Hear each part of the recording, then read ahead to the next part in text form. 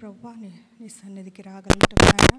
నీ చూపు అంతటిని బట్టి నీకే వందనములు స్తోత్రం ప్రభువా.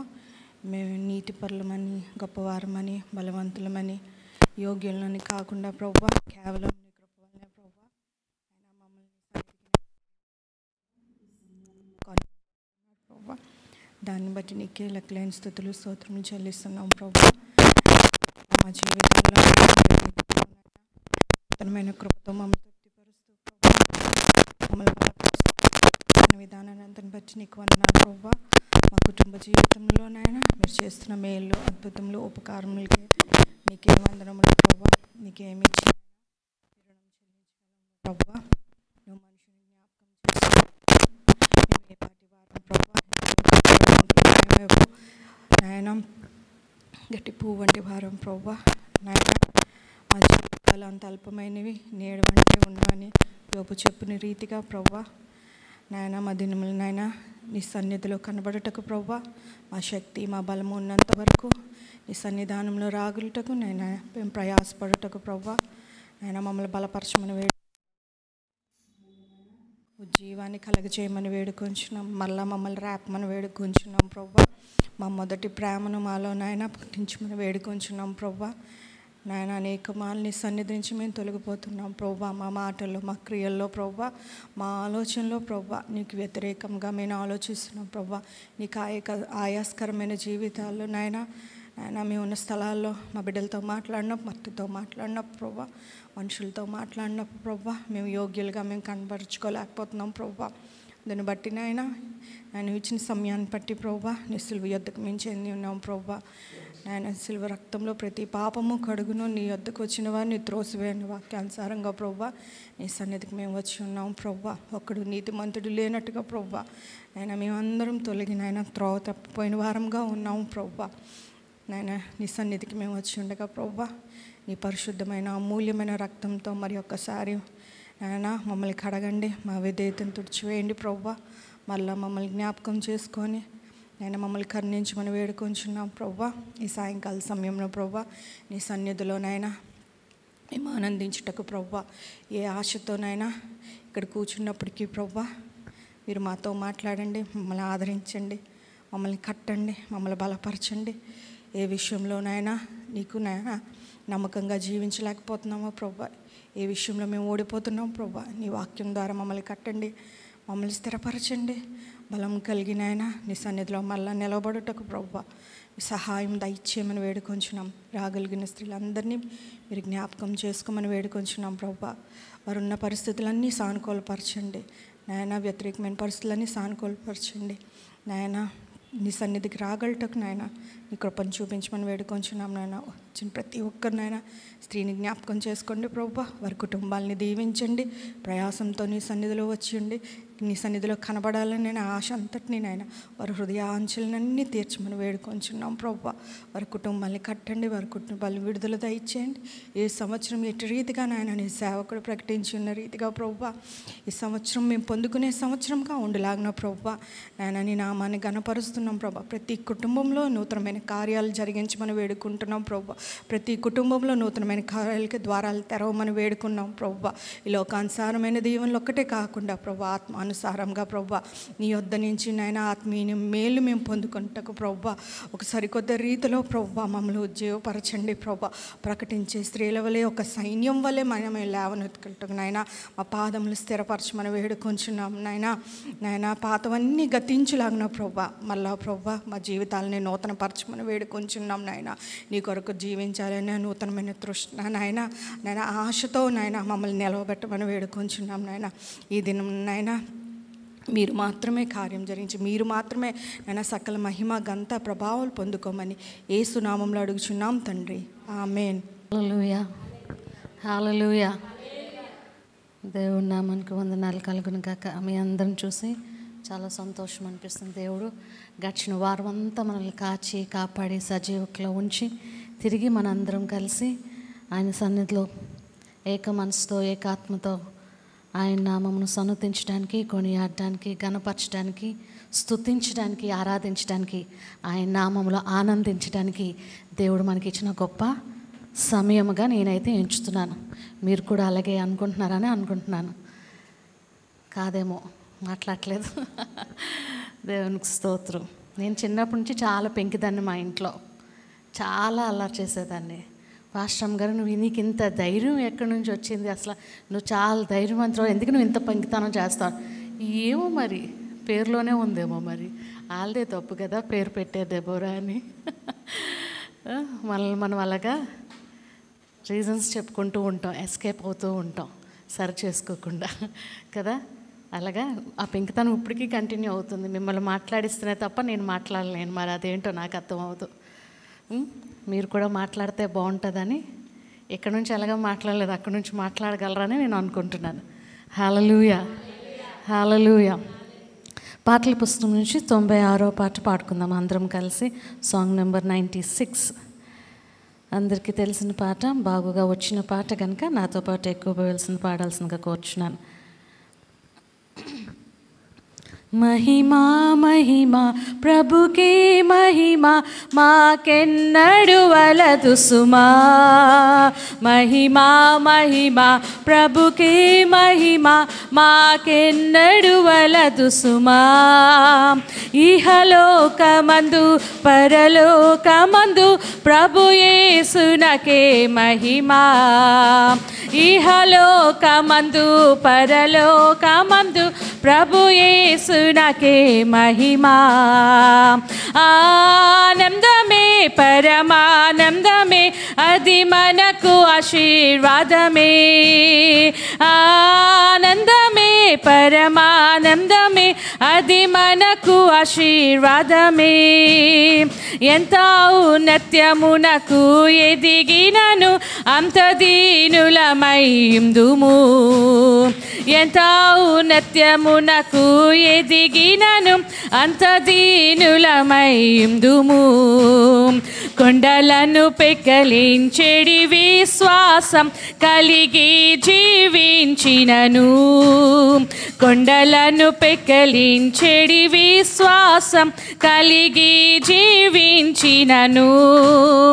అద్భుతం బగువాయన కృపలేనిదే నా విశ్వాసము వ్యర్థమేగా. అద్భుతం బగువాయన కృపలేనిదే నా విశ్వాసము వ్యర్థమేగా. ఆనందమే పరమానందమే అది మనకు ఆశీర్వాదమే. ఆనందమే పరమానందమే అది మనకు ఆశీర్వాదమే. ఎంత ఔన్నత్యమునకు ఎదిగినను అంత దీనులమైందుము. ఎంత ఔన్నత్యమునకు ఎదిగినను అంత దీనులమైందుము. కృపచేతనే రక్షింపబడితిమి, కృప వలనని పొందితిమి. కృపచేతనే రక్షింపబడితిమి, కృప వలనని పొందితిమి. కృపయందే చలించుచున్నాము మనం. అందరం కలిసి పడదాం. కృపయందే చలించుచున్నాము మనం, కృపగల ప్రభుకే మహిమా. ఆనందమే పరమానందమే అది మనకు ఆశీర్వాదమే. ఆనందమే పరమానందమే అది మనకు ఆశీర్వాదమే. ఎంత ఔన్నత్యమునకు, అందరం కలిసి బిగ్గరగా పాడదాం. ఎందుము ఎంత ఔన్నత్యమునకు ఎదిగినను అంత దీనులమైందుము. హల్లెలూయా, హల్లెలూయా. మనం ఇంట్లో చాలా సాధారణంగా చాలా గట్టిగానే మాట్లాడతాం పిల్లలతోని, తర్వాత ఇంట్లో ఉన్న వాళ్ళందరితోని గట్టిగానే మాట్లాడతాం, నెమ్మదిగా మాట్లాడాం కదా. చిన్నప్పటి నుంచి పాస్టర్ గారు మేము గట్టిగా మాట్లాడితే, ఎందుకు గట్టిగా మాట్లాడుతున్నారు, మెల్లగా మాట్లాడండి మీరు ఆడపిల్లలు అనేవారు మా మమ్మీ నేర్పించేవారు. చిన్నప్పటి నుంచి క్రమశిక్షణలో పాస్టర్ గారు బెత్తంతో కొడితే పాస్టర్ గారు వెపన్ ఏంటంటే దువ్వుతో కొట్టేవారు. పాస్టర్ గారు దువ్వుతో కొట్టేవారు, పాస్టర్ గారు బెత్తంతో కొట్టేవారు కర్రతోని. ఆ బెత్తం ఎప్పుడు బీరువా మీద ఉండేది. ఆ బెత్తం చూసే సైలెంట్ అయిపోయేవాళ్ళం సగం మేము. బెత్తం ఎప్పుడు ఆడపిల్లలని కూడా కాదు, నాకు మటుకు పడేవి బాగానే మధ్యలో దాన్ని కదా మరి. అలా అని కదా, ఎవరు అలర్ట్ చేస్తే వాళ్ళ వంతు వాళ్ళకి ఇచ్చేసేవారు, పాస్టర్ గారు కానీ పాస్టమ్ గారు కానీ. పాస్టమ్ గారు చేతితో కన్నా ఎక్కువ దువ్వుతో కొట్టేవారు. ఎప్పుడైనా అడగండి, పాస్టమ్ గారు చెప్తారు. అప్పుడు వాక్యంతో కొడతారు కదా పాస్టమ్ గారు, అప్పుడు కూడా దువ్వుతో కొట్టి. ఎప్పుడు ఎందుకు మౌనంగా గట్టిగా మాట్లాడు, మెల్లగా మాట్లాడు. మీరు ఆడపిల్లలు అంటే అనుకువ, తగ్గింపు, భవిష్యత్తులో అది అవసరమని చిన్నప్పటి నుంచే నేర్పించారు. అది ఇప్పుడు పనికొస్తుంది నాకు కనుక ఇంట్లోని అలాగని మెల్లగా మాట్లాడతారు, ఇటు గట్టిగానే మాట్లాడతారు. చర్చికి వచ్చేసరికి చాలా పాటలు పాడమన్నా, సమాధానాలు వాక్యం మధ్యలో క్వశ్చన్స్ వేస్తే ఆన్సర్స్ చెప్పడానికి కొంచెం ఆన్సర్స్ మనకు తెలియ మర్చిపోతూ ఉంటాం, అప్పుడే మర్చిపోతూ ఉంటాం, ఇంట్లో గుర్తుంటుంటాయి కదా. అందుకే నేను ఎందుకు చెప్తున్నా అంటే, పాట పాడినప్పుడు బిగ్గరగా నాతో పాటు నేనే పాడుతున్నానంటే మీరు ఇంకెంత బాగా పాడగలరు. నేనే నిలబడి, నాకు పాడటమే రాదు, దేవుడు నిలబెట్టి ఆయన కృపలో నన్ను జ్ఞాపకం చేసుకుని నిలబెడుతున్నారంటే మీరు ఇంకా సూపర్ స్టార్స్ మాట, ఇంకా బాగా పాడగలరు. కనుక దయచేసి కొత్త పాటలు ఏమీ కాదు, నేను దిలీప్ని కాదు కదా కొత్త పాటలు పాడడానికి, పాత పాటలే పాడుతున్నాను. కనుక దయచేసి నాతో పాటు ఎక్కువ వేయించి ఇక్కడే ఉండండి, ఎక్కడికి వెళ్ళకండి, ఇక్కడే ఉండండి. దయచేసి నాతో పాటు ఎక్కువ వేయించి సాంగ్ నెంబర్ 68, 68వ పాట దయచేసి బిగ్గరగా నాతో పాటు ఎక్కువ వేస్తూ పాడాల్సిందిగా ప్రభు పేరట మిక్కిలి వినయముతో మిమ్మల్ని అందరినీ కోరుతున్నాను. నీ పాదం రొక్కేదం నిత్యము స్తుతించి నిన్ను పాడి కీర్తించేదను. యేసయ్యా నీ ప్రేమ పొంగుచున్నది నాలోన, నీ ప్రేమ పొంగుచున్నది. నీ పాదం రొక్కేదం నిత్యము స్తుతించి నిన్ను పాడి కీర్తించేదను. యేసయ్యా నీ ప్రేమ పొంగుచున్నది నాలోన, నీ ప్రేమ పొంగుచున్నది. పరిశుద్ధమైన పరవశమే పరమాదేవుని కృపవరమే. పరిశుద్ధమైన పరవశమే పరమాదేవుని కృపవరమే. వేదకి నన్ను కనుగొంటివి, వేదకి నన్ను కనుగొంటివి. పాడుటకు పటనిచ్చితివి, పాడుటకు పటనిచ్చితివి. నీ పాదం రొక్కేదం స్తుతించి నిన్ను పాడి కీర్తించేదను. యేసయ్యా నీ ప్రేమ పొంగుచున్నది నాలోన, నీ ప్రేమ పొంగుచున్నది. నా హృదయ దైవం నీవు, నాదు రక్షక నా ప్రాణమా. నా హృదయ దైవం నీవు, నాదు రక్షక నా ప్రాణమా. ప్రేమించేదన్ యేసునాదా, ప్రేమించేదన్ యేసునాదా. ప్రేమ ముఖమును దర్శించేదన్, ప్రేమ ముఖమును దర్శించేదన్. నీ పాదం రొక్కేదం నిత్యము స్తుతించి నిన్ను పాడి కీర్తించేదను. యేసయ్యా నీ ప్రేమ పొంగుచున్నది నాలోన, నీ ప్రేమ పొంగుచున్నది. పరిశుద్ధమైన కీర్తితోను ప్రకాశమైన శిఖరముపై, పరిశుద్ధమైన కీర్తితోను ప్రకాశమైన శిఖరముపై శీఘ్రముగా చేరెదవు, శీఘ్రముగా చేరెదవు. సియోనులో నిన్ను కీర్తించేదన్, సియోనులో నిన్ను కీర్తించేదన్. నీ పాదం రొక్కేదం. బిగ్గరగా పాడదాం అందరం కలిసి ఆయన నామమును స్తుతిస్తూ. యేసయ్యా నీ ప్రేమ పొంగుచున్నది, నాలో నా నీ ప్రేమ పొంగుచున్నది. మరొకసారి నీ పాదం రొక్కేదం నిత్యము స్తుతించి నిన్ను పాడి కీర్తించేదను. యేసయ్యా నీ ప్రేమ పొంగుచున్నది, నాలో నా నీ ప్రేమ పొంగుచున్నది, నాలో నా నీ ప్రేమ పొంగుచున్నది. హల్లెలూయా. మనం లేచి నిలబడదాము. కీర్తనల గ్రంథం నుంచి దావీదు రాసిన 8వ కీర్తన సామి 1 నుంచి 9 వచనములు ఉన్నాయి. 9 వచనములు అందరం కలిసి బిగ్గరగా చదువుదాం. 8వ కీర్తన. యెహోవా మా ప్రభువా, ఆకాశములలో నీ మహిమను కనుపరుచువాడా, భూమి అంతట నీ నామం ఎంత ప్రభావం కలది. శత్రువులను పగ తీర్చుకొని వారిని మాన్పివేయుటకై నీ విరోధులను బట్టి బాలుర యొక్కయు చంటి పిల్లల యొక్కయు స్తుతుల మూలంన నీవు ఒక దుర్గం స్థాపించి ఉన్నావు. నీ చేతి పని అయిన నీ ఆకాశంలోను నీవు కలుగజేసిన చంద్ర నక్షత్రములను నేను చూడగా, నీవు మనుషుని జ్ఞాపకం చేసుకొనుటకు వాడేపాటివాడు, నీవు నరపుత్రుని దర్శించుటకు వాడేపాటివాడు. దేవుని కంటే వాణ్ణి కొంచెం తక్కువ వానిగా చేసి ఉన్నావు. మహిమా ప్రభావంతో వానికి కిరీటము ధరింపజేసి ఉన్నావు. నీ చేతి పనుల మీద వానికి అధికారం ఇచ్చి ఉన్నావు.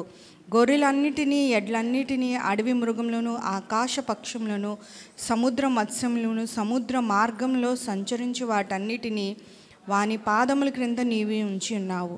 యెహోవా మా ప్రభువా, భూమి అందంట నీ నామం ఎంత ప్రభావం గలది. దేవుడి కొద్ది మాటలు దీవించునుగాక. అంతటి ప్రభావం గల నామాన్ని మనము ఎట్లాగా ఆయన సృష్టించిన సృష్టి అంతయు ఆయన్ని గణపరుస్తుందంట, ఆయన నామాన్ని హెచ్చిస్తుందంట. ఆయన రూపంలో మనం చేయబడి ఉన్నాము. మనం అంతకంటే ఎక్కువగా ఆయన చేతి పని ఉన్నాం కాబట్టి అంతకంటే ఎక్కువగా మనస్పూర్వకంగా ఆయన్ని స్తుతిద్దాం. డెబోరా సిస్టర్ ముందుకు వచ్చినట్లయితే ఆరాధనలోకి వెళ్దాము. దేవుని ఆరాధించే సమయంలోకి వచ్చినాం కదా. దేవుడు మన జీవితంలో ఒక అద్భుతం చేయాలని, ఏదైనా చేస్తే దేవుడే చేయాలని ఆశపడుతూ ఉంటాం. ఎందుకంటే క్రైస్తవులుగా దేవునిలో అనుదినం ఎదుగుతున్న మనకు ఏం సత్యం తెలుసు అంటే దేవుడే చేస్తాడు, దేవుడే చేయగలడు, దేవుడు తప్ప ఎవరు ఏమీ చేయలేరు అన్న సత్యం మనకందరికీ తెలుసు. ఇట్స్ ఎ ట్రూత్ కదా. అయితే ఈ సమయంలో మనల్ని మనం సిద్ధపరచుకుందాం. చాలాసార్లు మనకి సత్యం తెలిసినా కూడా ఏం చేస్తుంటా అంటే మీరే చేయాలండి, ఏదైనా చేస్తే మీరే చేయాలండి, మీరే చేయగలరండి అని డాక్టర్స్ మీద, లేదంటే మనకన్నా పైన ఉన్న వారి మీద, లేదంటే ఆ సమయంలో మనకి ఎవరు సహాయం చేస్తారో వారి దగ్గర ఈ మాట తరచుగా అంటుంటాం. ఏదైనా చేస్తే మీరే చేయాలి, ఏదైనా చేయాలి, జరిగిందంటే మీ వల్లనే జరగాలి, ఈ ఫైల్ వెళ్ళాలి అంటే మీరు చేస్తేనే అవుతుంది. సాధారణంగా అంటున్న మాటలు ఇవి కదా, సర్వసాధారణంగా అంటుంటాం. దేవుడే చేయాలి, దేవుడే చేస్తాడు అన్న సత్యం మనకి తెలిసిన కూడా అది చాలాసార్లు మనం అది చెప్పం, లేదంటే ఒప్పుకోం, లేదంటే మర్చిపోతూ ఉంటాం. అది మన మైండ్లో లేదా మన హృదయంలో జ్ఞాపకం ఉండదు. ఏదైనా అద్భుతం చేయాలన్నా, ఏదైనా ఒక క్రియ మన జీవితంలో జరగాలన్నా ఎవరు చేయాలి? దేవుడే చేయాలి కదా. అందుకే నాకు ఎప్పుడో ఒక స్త్రీ గుర్తు ఉంటుంది. ఆ స్త్రీని ఎవరైనా జ్ఞాపకం చేయగలరా? బల్ల మీద నుంచి రొట్టె కింద పడితే ఆ స్త్రీ ఏముంటుంది? తగ్గించేసుకుంటుంది కదా. కుక్క పిల్లలు బల్ల మీద నుంచి పడిన రొట్టెలు యజమాని బల్ల మీద నుంచి ఇచ్చిన రొట్టెలే కదా ప్రభు, అవి తిని తిని బ్రతుకుతాయి. అంటే ఆవిడని కుక్క పిల్లలాగా, లేదంటే అంత తక్కువ స్థితికి అంటే తగ్గించేసుకుంది చెప్పాలంటే. మనం చాలాసార్లు ఆ స్థితికి రావాలంటే ఒప్పుకోవడం కష్టం. ఆమె కోసం వింటాం వాక్యం, ఆమె కోసం చదువుతాం వాక్యం ఎవరైనా బోధిస్తే అది చాలా చక్కగా వింటాం. కానీ ఆ స్థితిలో, లేదంటే ఆమె స్థానంలో మనల్ని మనం పెట్టుకొని యేసయ్యని అడగడం అంటే అసాధ్యం. అది క్రియారూపంగా మనం చేయలేం, ప్రార్థన కూడా చేయలేం కదా. ఈ సమయంలో అంటే అంత తగ్గించుకోండి అని నేను అనట్లేదు, కానీ మీతోటి ఏదైనా మన జీవితంలో చేయాలంటే యేసయ్యే చేయాలి. యేసయ్యని ఈ సమయంలో మనల్ని మనం సిద్ధపరచుకుందాం. మన ఆత్మీయ జీవితాన్ని, మన ఆత్మీయ జీవితం సెట్ అయిందంటే శరీర జీవితం, ఫైనాన్షియల్ లైఫ్, ప్రతీది మిగతావన్నీ సెట్ అయిపోతూ ఉంటాయి. ఒకటి సరైన మెడిసిన్ పడితే శరీరం అంతా ఎలా బాగవుతుందో అలాగే ఆత్మీయ జీవితం కానీ సరిగ్గా సరైన స్థితిలో సరిగ్గా గాడిలో కానీ పడితే మన ఫైనాన్షియల్ ఆర్థిక పరిస్థితులు, శారీరక పరిస్థితులు, మానసిక పరిస్థితులు అన్నీ సెట్ అయిపోతాయి. ఈ మిగతా 3 సెట్ అయిపోతాయి. ఎప్పుడైతే మన ఆత్మీయ జీవితం సరిగ్గా ఉంటుందో, ఆయనతో అన్యోన్య సహవాసం లేదా ఆయనతో కనెక్షన్ కరెక్ట్గా ఉంటుందో అప్పుడు మన జీవితం బాగుంటుంది. కనుక ఈ సమయంలో ఆయన సహాయం అడుగుదాం. ప్రభువా, నా ఆత్మీయ జీవితంలో ఒక అద్భుతం, నా ఆత్మీయ జీవితం కొంచెం లోతుకు, లేదంటే నన్ను సరిచేయి ప్రభువా. ఎక్కడైనా పడిపోయామా? పోయిన వారం నుంచి ఈ వారం వరకు చాలాసార్లు మనల్ని ప్రేమించిన వారిని ప్రేమిస్తాం కానీ మనం ప్రేమించని వారిని మనం ప్రేమించడానికి ఇష్టపడం. ఎవరైనా మనల్ని పలకరిస్తేనే తిరిగి వాళ్ళని మనం పలకరిస్తాం, లేదంటే పలకరించకపోతే ముఖం తిప్పుకొని వెళ్ళిపోతాం. ఇలాంటి పరిస్థితులు సహజం స్త్రీగా మనకి ఎవ్రీడే లైఫ్లో ఇవన్నీ మనం ఫేస్ అవుతూ ఉంటాం. ఇలాంటి పరిస్థితులన్నీ మన ఆత్మీయ జీవితాన్ని దూరం చేసేస్తూ ఉంటుంది. ఆత్మీయ జీవితం ఎప్పుడైతే దూరం అయిపోతుందో మనం స్వేచ్ఛగా దేవుణ్ణి ఆరాధించలేం. యేసయ్యా వందనాలు అని చెప్పలేం, యేసయ్యా మీకు స్తోత్రాలు అని చెప్పలేం, మీ కృతజ్ఞతలు చెల్లించుకుంటున్నాను ప్రభువా అని చెప్పలేం. ఆ కనెక్షన్ కరెక్ట్ అవ్వదు. పిల్లలతో కానీ, భర్తతో కానీ, ఇంట్లో పనిచేసే వారితో కానీ, చుట్టుపక్కల వారితో కానీ, అత్త మామగారులతో కానీ, ఆంటీ అంకుల్స్తో కానీ, ఇంకెవరితోనో మమ్మీ డాడీతో కానీ ఎవరితోనో అవ్వచ్చు. మీ రిలేషన్ సరిగ్గా లేదనుకోండి, మోకరించిన తర్వాత దేవునితో కనెక్ట్ అవ్వలేం. యేసయ్యా నీకు వందనాలంటే యేసయ్య వినట్లేదేమో అనిపించేస్తూ ఉంటుంది. ఏమో చాలాసార్లు నేను అలాంటివి ఫేస్ చేశాను, మీరు కూడా ఫేస్ చేస్తారేమో నేను అనుకుంటున్నాను. కనుక ఈ సమయంలో మనల్ని మనం ఒక్కసారి శుద్ధి చేసుకుందాం, కరెక్ట్ చేసుకుందాం. ఒక అద్భుతం చేయి ప్రభువా, మా ఆత్మీయ జీవితాన్ని బాగు చేయి ప్రభువా. మా బలం కాదు, మా శక్తి కాదు, మా ఆలోచన కాదు, నీవు ప్రభువా నీవు అని చెప్పి ఒక్కసారి ఆయన్ని అడుగుదామా? హల్లెలూయా, హల్లెలూయా, హల్లెలూయా, హల్లెలూయా. యేసయ్యా మీ రక్తంలో మమ్మల్ని కడగండి ప్రభువా. మీ పరిశుద్ధమైన రక్తంలో, మీ అమూల్యమైన రక్తంలో మమ్మల్ని ఒకసారి కడగండి నాయన. నాయన మా ఆరాధన మీ సన్నిధికి చేరుకునే విధంగా నాయన మా హృదయాలు నాయన మిమ్మల్ని పిలవగానా నాయన మీకు నాయన మా స్వరము వినబడే రీతిలో నాయన మీ సహాయం చేయమని వేడుకొంచున్నాను ప్రభువా. ఆయన అడుగుదామా ప్రియ సహోదరి? హల్లెలూయా. పాట పాడేసి చప్పట్లు కొట్టేసి ఏదో వెళ్ళిపోతే అయిపోయింది కదా అని కాదు. ఆరాధన సమయం చాలా ప్రాముఖ్యమైనది. దేవునితో మాట్లాడడం, దేవుని ఆరాధించడం అంటే దేవుని సన్నిధి దిగి రావాలి మన మధ్యన. దేవుని సన్నిధి మన మధ్యన దిగొచ్చేటప్పుడు మనకి స్వస్థత కలుగుతుంది, మన జీవితాలు బాగుపడతాయి, మన జీవితాల్లో నెమ్మది కలుగుతుంది. ఊహించనివి ఎప్పటి నుంచో కనిపెడుతున్న విషయాలు అవి అద్భుత రీతంగా అవి విడుదల పొందుతూ ఉంటాయి, తీరుతూ ఉంటాయి. ఎన్నాళ్ళ నుంచో నీకున్న కోరిక నెరవేర్చబడుతూ ఉంటుంది. కనుక ప్రియా సహోదరి, హృదయపూర్వకంగా ఆరాధించాలంటే యేసయ్య హృదయంతో నీ హృదయం కనెక్ట్ అవ్వాలి, యేసయ్యతో నీది కనెక్ట్ అవ్వాలి. లేదంటే నీ ఆరాధన వెళ్ళదు, ఇక్కడే ఉండిపోతుంది. ఏదో ముఖస్తుతికి అందరూ ఆరాధన చప్పట్లు కొట్టి పాట పాడుతున్నారు కదా, అలా అయిపోతుంది తప్ప దేవుణ్ణి కలుసుకోలేం, దేవుని తాకిని అనుభవించలేం, దేవుని సన్నిధి అనుభవించలేం. హల్లెలూయా, హల్లెలూయా. మనల్ని మనం శుద్ధి చేసుకుందామా? యేసయ్యా నన్ను కడగండి ప్రభువా, నన్ను లేవనెత్తండి ప్రభువా. నాయనా నన్ను వాడుకోండి నాయనా. నాయన ఈ బిడ్డల మధ్యన ప్రభువా, నీ ప్రజల మధ్యన మరొకసారి నాయనా మీ సన్నిధి దిగే విధముగా ప్రభువా నాయనా నన్ను వాడుకోండి, నన్ను కడగండి నాయన. హల్లెలూయా. మీ ప్రసన్నత, మీ తోడు, మీ కాపుదల నాయన మీ సన్నిధి మా మధ్యకి పంపించమని వేడుకొంచున్నాను ప్రభువా.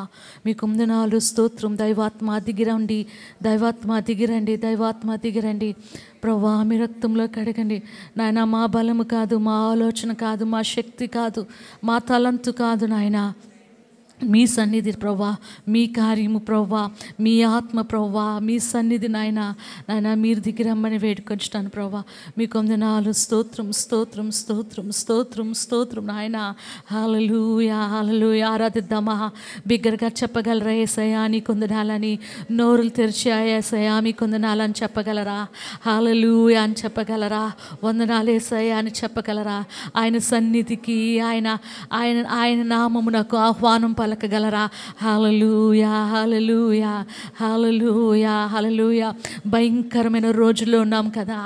ఎప్పుడు మరణ వార్త వింటామో తెలియని రోజుల్లో ఉన్నాం. ఎప్పుడు భయంకరమైన కబుర్లు వింటామో తెలియని రోజుల్లో ఉన్నాం. ఎవరికి ఎప్పుడు ఏమి జరుగుతుందో, ఎప్పుడు ఫోన్ వస్తుందో, ఫోన్ రింగ్ అవుతే చాలు కదా భయం వేస్తుంది. అలాంటి రోజుల్లో ఉన్న మనము దేవుడు మనల్ని సజీవ లెక్కలో ఉంచినాడు కదా. ఏ అపాయమునకు గురి అవ్వకుండా, ఏ ఏ ఏ ప్రమాదానికి నాయన దాన్ని అంటకుండా, ప్రమాదం మనకు అంటకుండా ఆయన మనల్ని ఎత్తి పట్టుకున్నాడు కదా. ఈ సన్నిధిలో అది చాలదా ఆయన ఆరాధించడానికి? ప్రియా సహోదరి, చక్కగా ఆరోగ్యంగా వచ్చి ఆయన సన్నిధిలో ఉన్నాం కదా.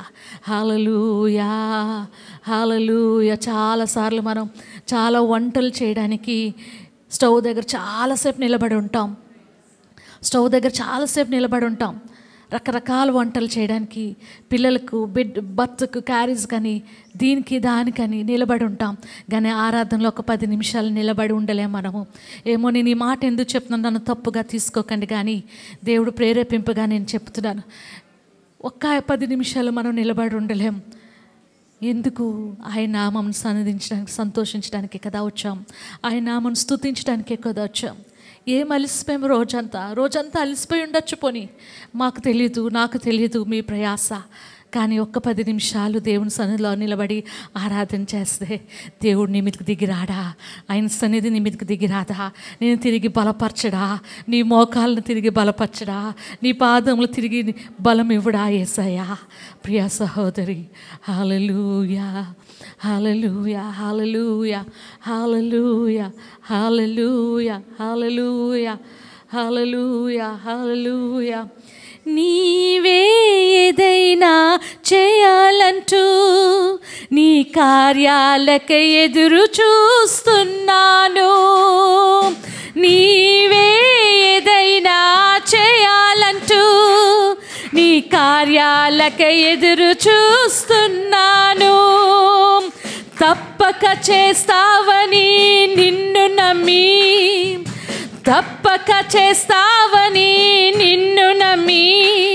నీ కరముపై దృష్టి ఉంచినానయ్యా, నీ కరముపై దృష్టి ఉంచినానయ్యా.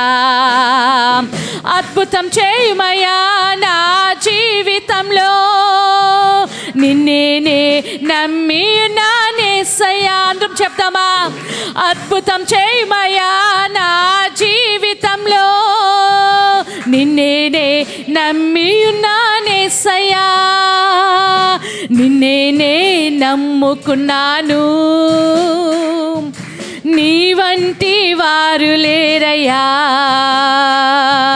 నిన్నే నమ్ముకున్నాను, నీ వంటి వారు లేరయ్యా. మరొకసారి పడదామా? నీవే ఏదైనా చేయాలంటూ నీ కార్యాలకై ఎదురు చూస్తున్నాను. అవునేసయ్యా, నీవే ఏదైనా చేయాలంటూ నీ కార్యాలకై ఎదురు చూస్తున్నాను. తప్పక చేస్తావని నిన్ను నమ్మి, బిగ్గరగా చెప్తామా?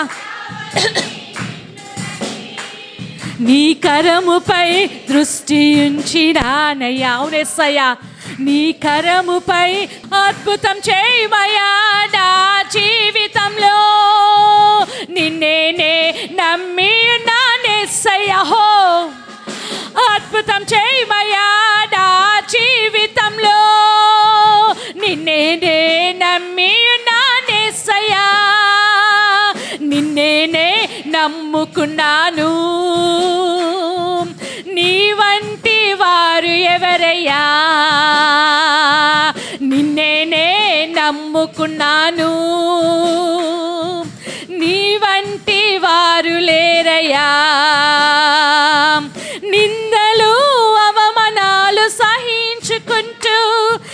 రెక్కల నీడనే ఆశ్రయించాను, నిందలు అవమానాలు సహించుకుంటూ నీ రెక్కల నీడనే ఆశ్రయించాను. నీ వాగ్దానములను చేతపట్టి, నీ వాగ్దానములను చేతపట్టి నీ ముఖముపై దృష్టి ఉంచినానయ్యా, నీ ముఖముపై దృష్టి ఉంచినానయ్యా. అద్భుతం చేయమయ్యా నా జీవితంలో, నిన్నే నమ్మి ఉన్నానేసయ్యా. అద్భుతం చేయమయ్యా నా జీవితంలో, నిన్నే నమ్మి ఉన్నానేసయ్యా. నిన్నే నమ్ముకున్నాను, నీ వంటి వారు ఎవరయ్యా. నిన్నే నమ్మి ఉన్నాను, నీ వంటి వారు లేరయ్యా. అద్భుతం చేయమయ్యా నా జీవితంలో, నిన్నే నమ్మి ఉన్నానేసయ్యా. అద్భుతం చేయమయ్యా నా జీవితంలో, నిన్నే నమ్మి ఉన్నానేసయ్యా. అద్భుతం చేయమయ్యా నా జీవితంలో, నిన్నే నమ్మి ఉన్నానేసయ్యా. అద్భుతం చేయమయ్యా నా జీవితంలో, నిన్నే నమ్మి ఉన్నానేసయ్యా. అద్భుతం చేయమయ్యా నా జీవితంలో, నిన్నే నమ్మి ఉన్నానేసయ్యా. మరొకసారి చెప్తామా? అద్భుతం చేయమయ్యా నా జీవితంలో, నిన్నే నమ్మి ఉన్నానేసయ్యా. అద్భుతం చేయమయ్యా నా జీవితంలో, నిన్నే నమ్మి ఉన్నానేసయ్యా.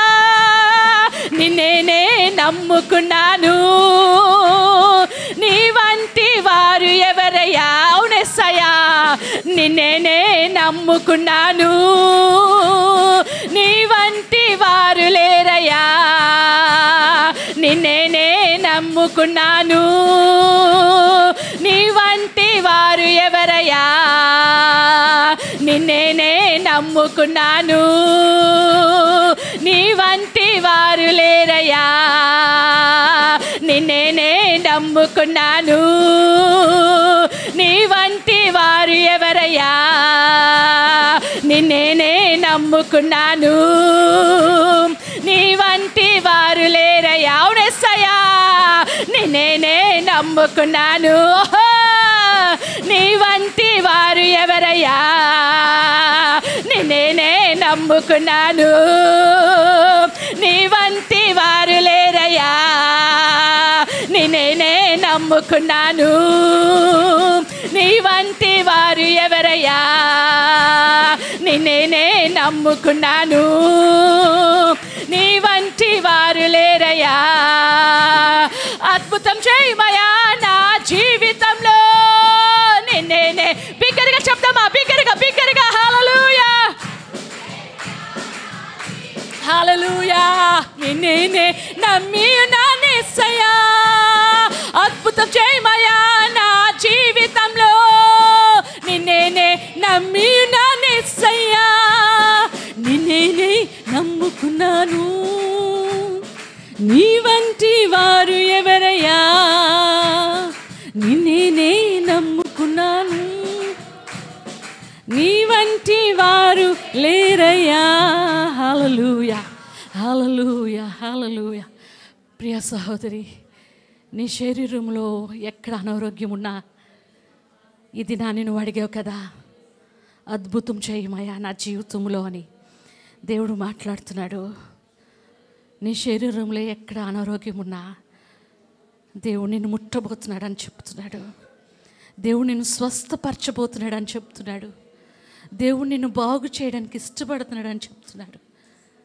ఆయన్నే నమ్ముకో, ఆయన్నే ఆయన మాత్రమే నమ్ముకో. ఆయనలాగా ఎవ్వరూ లేరు. హల్లెలూయా హల్లెలూయా హల్లెలూయా హల్లెలూయా Hallelujah, hallelujah. Praise you, Lord. Praise you, Jesus. Hallelujah. ప్రియ సహోదరి, యేసయ్య అంటున్నాడు కదా, ఆయన నిన్ను ప్రేమిస్తున్నాడు అంటున్నాడు. ఆయన నిన్ను దరి చేర్చుకోవడానికి ఇష్టపడుతున్నాడంట. ఆయన నిన్ను బాగు చేయడానికి ఇష్టపడుతున్నాడు. అద్భుతం చేయడానికి ఆయన ఇష్టపడుతున్నాడు. నీ జీవితంలో, మన జీవితంలో, జేఎస్ఎం స్త్రీల జీవితంలో దేవుడు ఒక అద్భుతం చేయడానికి ఇష్టపడుతున్నాడు. హల్లెలూయా, హల్లెలూయా, హల్లెలూయా.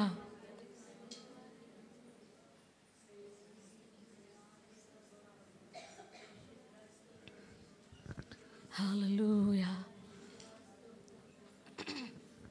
హల్లెలూయా, హల్లెలూయా, హల్లెలూయా. ఆయన ఆరాధిద్దాం. అలసిపోకండి, సైలెంట్గా ఉండిపోకండి. ఆయన నామం స్తుతించండి. నా హృదయ దైవం నీవు, నాదు రక్షక నా ప్రాణమా. నా హృదయ దైవం నీవు, నాదు రక్షక నా ప్రాణమా. ప్రేమించేదన్ యేసునాదా, ప్రేమించేదన్ యేసునాదా. ప్రేమ ముఖమును దర్శించేదన్, ప్రేమ ముఖము దర్శించేదన్. నీ పాదం నొక్కేదం, నిత్యము స్తుతించి నిన్ను పాడి కీర్తించేదను.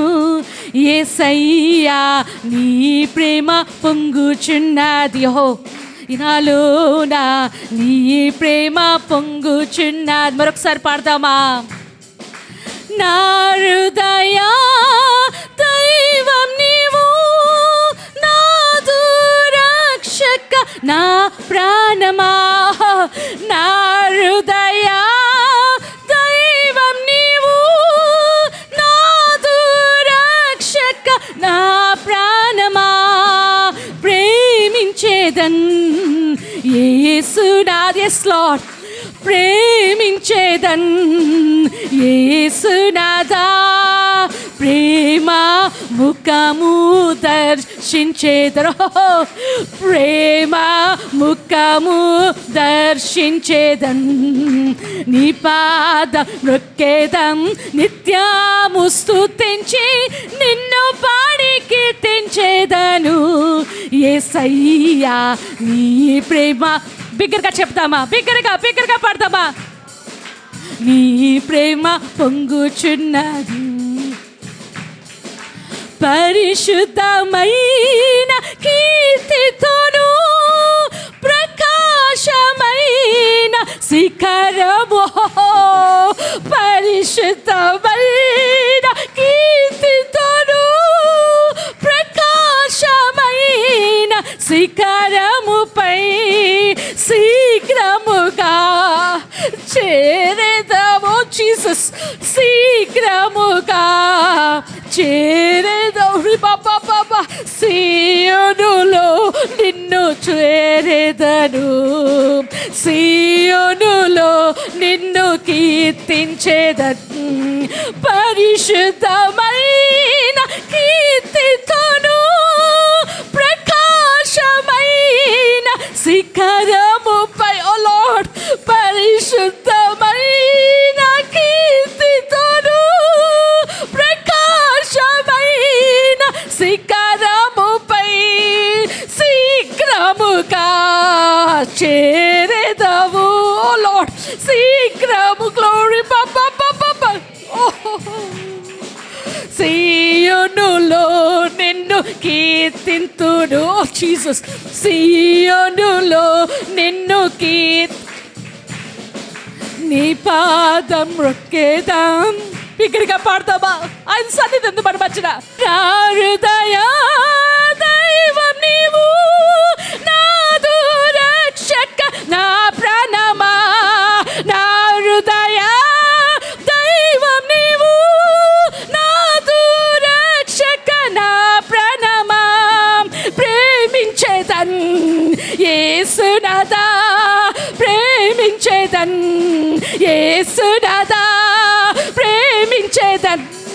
యేసునాథా ప్రేమించేదన్, యేసునాథా ప్రేమించేదన్, యేసునాథా ప్రేమించేదన్, యేసునాథా ప్రేమించేదన్, యేసునాథా ప్రేమ ముఖము దర్శించేదన్, ప్రేమ ముఖము దర్శించేదన్, నీ పాదం ఒక్కేదం నిత్యము స్తుతించి నిన్ను పాడి కీర్తించేదను. నాలోనా నీ ప్రేమ పొంగుచున్నది, నాలోనా నీ ప్రేమ పొంగుచున్నది, నాలోనా నీ ప్రేమ పొంగుచున్నది, నీ ప్రేమ పొంగుచున్నది. హల్లెలూయా హల్లెలూయా హల్లెలూయా హల్లెలూయా. మీ హృదయ దైవం, నా రక్షక, నా ప్రాణమా, నిన్నే ప్రేమించేదని నాయన. ఓ నాయనా, జీసస్ జీసస్, మీరు వచ్చి దినమున నాయన మీ ప్రేమ ముఖమును దర్శించేదను. రే బాబా ఋషికుదను పరిశుద్ధమైన కీర్తితో ప్రకాశమైన శిఖరము పైన, ఓ రి బాబా బాబా బాబా బాబా హల్లెలూయా, శీఘ్రముగా చేరదవు నాయన. ఓ సియోనులో నిన్ను కీర్తించేదను ప్రభువా. హల్లెలూయా హల్లెలూయా. ప్రియ సహోదరి, ఆయన సన్నిధి, ఆయన ప్రసన్నత, ఆయన నెమ్మది, ఆయన మెల్లని స్వరము మన మధ్యనున్నది, ఆయన సన్నిధి మన మధ్యనున్నది. ఓ రి బాబా రిషి కుదరా బాబా, ఇది నాని నువ్వు అనుకోగలవా?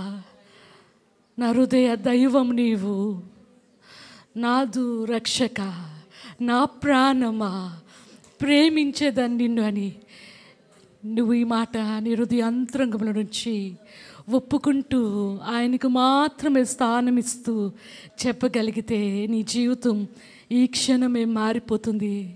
నీ ప్రతి పరిస్థితి ఈ క్షణమే మారిపోతుంది. అద్భుతం చేయయా యేసయ్యా, నీవు తప్ప ఎవరు చేయలేరని అన్నావు కదా. ఆ అద్భుతం నీ కన్నులతో నువ్వు చూచగలవు, నీవు చూడగలవు ప్రియ సహోదరి. హల్లెలూయా. పరిశుద్ధుడా మా యేసయ్య, ప్రేమించిన యేసయ్య, మా కొరకు ప్రాణం పెట్టి తిరిగి లేచిన యేసయ్య, ఏమి ఇవ్వగలము నాయన, ఏమి ఇచ్చి మీ రుణము తీర్చగలము ప్రభువా.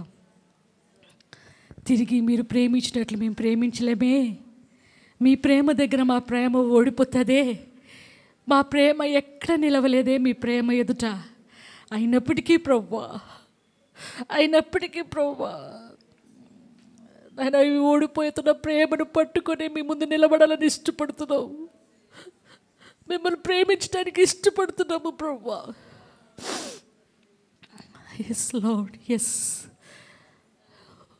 మా హృదయ దైవముగా, మా రక్షకగా, మా ప్రాణముగా మీరుండమని వేడుకొంచుతాము ప్రభువా. నమ్మకమైన వారముగా, యథార్థముగా, నమ్రత కలిగి, పరిశుద్ధత కాపాడుకుంటున్న వారముగా, నీ కొరకు నాయన, నీ మహిమ రాజ్యము కొరకు ప్రభువా, పరిశుద్ధమైన కీర్తితో నువ్వు వచ్చినప్పుడు ప్రభువా, ఓ నమ్మకమైన వారంగా మేము నిలబట్టకు మీ కృప చూపించబడి వేడుకొంచుతాం. మీ ఎదుట నమ్మకమైన వారముగా, మచ్చ ముడత కలంకం ఏమీ లేని వారముగా, నిందారహితముగా నీ కొరకు నిలబడు వారంగా మమ్మల్ని తయారు చేయమని వేడుకొచ్చున్నాను.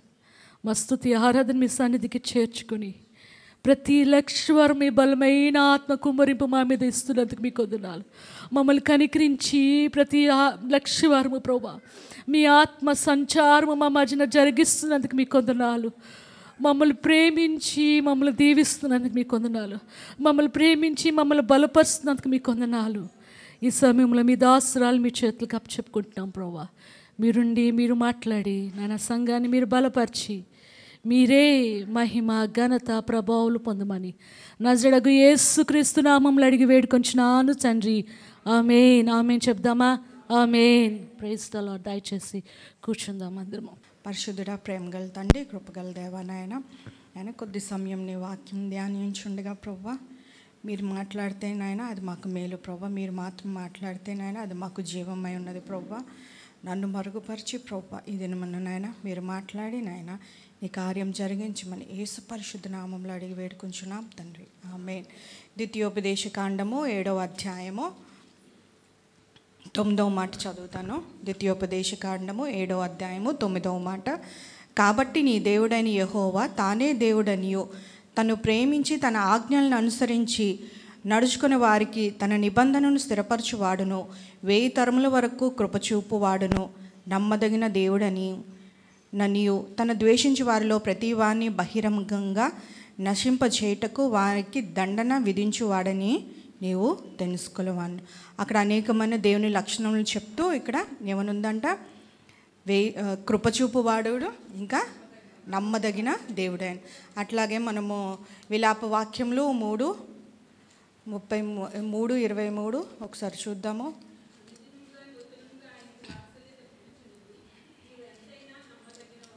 అట్లాగే 1 కొరింథీ రాసిన పత్రిక 10వ అధ్యాయము 1 కొరింథీలు రాసిన పత్రిక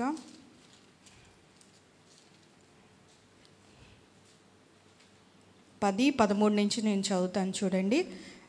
సాధారణముగా మనుషులకు కలుగు శోధన తప్ప మరి ఏదియూ మీకు సంభవింపలేదు. దేవుడు నమ్మదగినవాడు, మీరు సహింపగలిగినంతకంటే ఎక్కువగా ఆయన మిమ్మను శోధింపనీయుడు. అంతేకాదు సహింపగలుగుటకు ఆయన శోధనలో కూడా తప్పించుకుని మార్గంను కలుగజేయడు. మరలా తెస్సలోనికలు రాసిన పత్రిక 1 తెస్సలోనికలు రాసిన పత్రిక 2 తెస్సలోనికలు రాసిన పత్రిక 3:3 చదువుతాం. అయితే 2 తెస్సలోనికలు రాసిన పత్రిక 3వ అధ్యాయము 3వ మాట. అయితే ప్రభు నమ్మదగినవాడు, ఆయన మిమ్మును స్థిరపరిచి దుష్టత్వం నుండి కాపాడను. అన్నిట్లో చూసి ఏం తెలుసుకున్నాం మనం? మన దేవుడు నమ్మదగినవాడు. ఎట్లా నమ్మదగినవాడంట? ఆయన మన వాగ్దానం చేసిన దేవుడు నమ్మదగినవాడు అంట కదా. హెబ్రీలు రాసిన పత్రికలో ఉంటుంది కదా. ఇంకా ఆయన కోసం చెప్పుకుంటే ఆయన స్వభావమే నమ్మదగిన దేవుడు. అంటే నువ్వు ఎంతైనా నమ్మొచ్చు అనమాట. నిన్ను క్షమించే విషయంలో, నువ్వు శోధనలో ఉండేటప్పుడు, నేను తప్పించేటప్పుడు నిరీక్షణ కలిగి నువ్వు వేచి ఉండటానికి, ఆయన మీద ఆధారపడటానికి ఈ అస్థిరమైన లోకంలో అందరూ ఏంటంటే నమ్మకస్తులు. కానీ ఈ లోకంలో ఈ పరిస్థితుల్లో మనం సేవించే దేవుడికి ఎటువంటి స్వభావం, ఎటువంటి లక్షణం ఉందంట? నమ్మదగిన దేవుడు. ఎవరు నమ్మినా నమ్మకపోయినా ఏదైనప్పటికీ కూడా మన దేవుడు మారని దేవుడై ఉన్నాడు. నిన్న నేడు ఏకరీతిగా ఉన్న దేవుడు కదా. దేవుడు, మన దేవుడికి అటువంటి పేరుంటే మనకి ఎటువంటి పేరుంది చూద్దాం. చూడండి, మన పేరు ఏంటంటే మీ పేర్లు కాదు, మనకేముందో చూద్దాం. 2 తిమోతి 2వ అధ్యాయము 13వ మాట చూడండి. అందరూ ఏంటో తెలుస్తుంది చూడండి. 2 తిమోతి 13.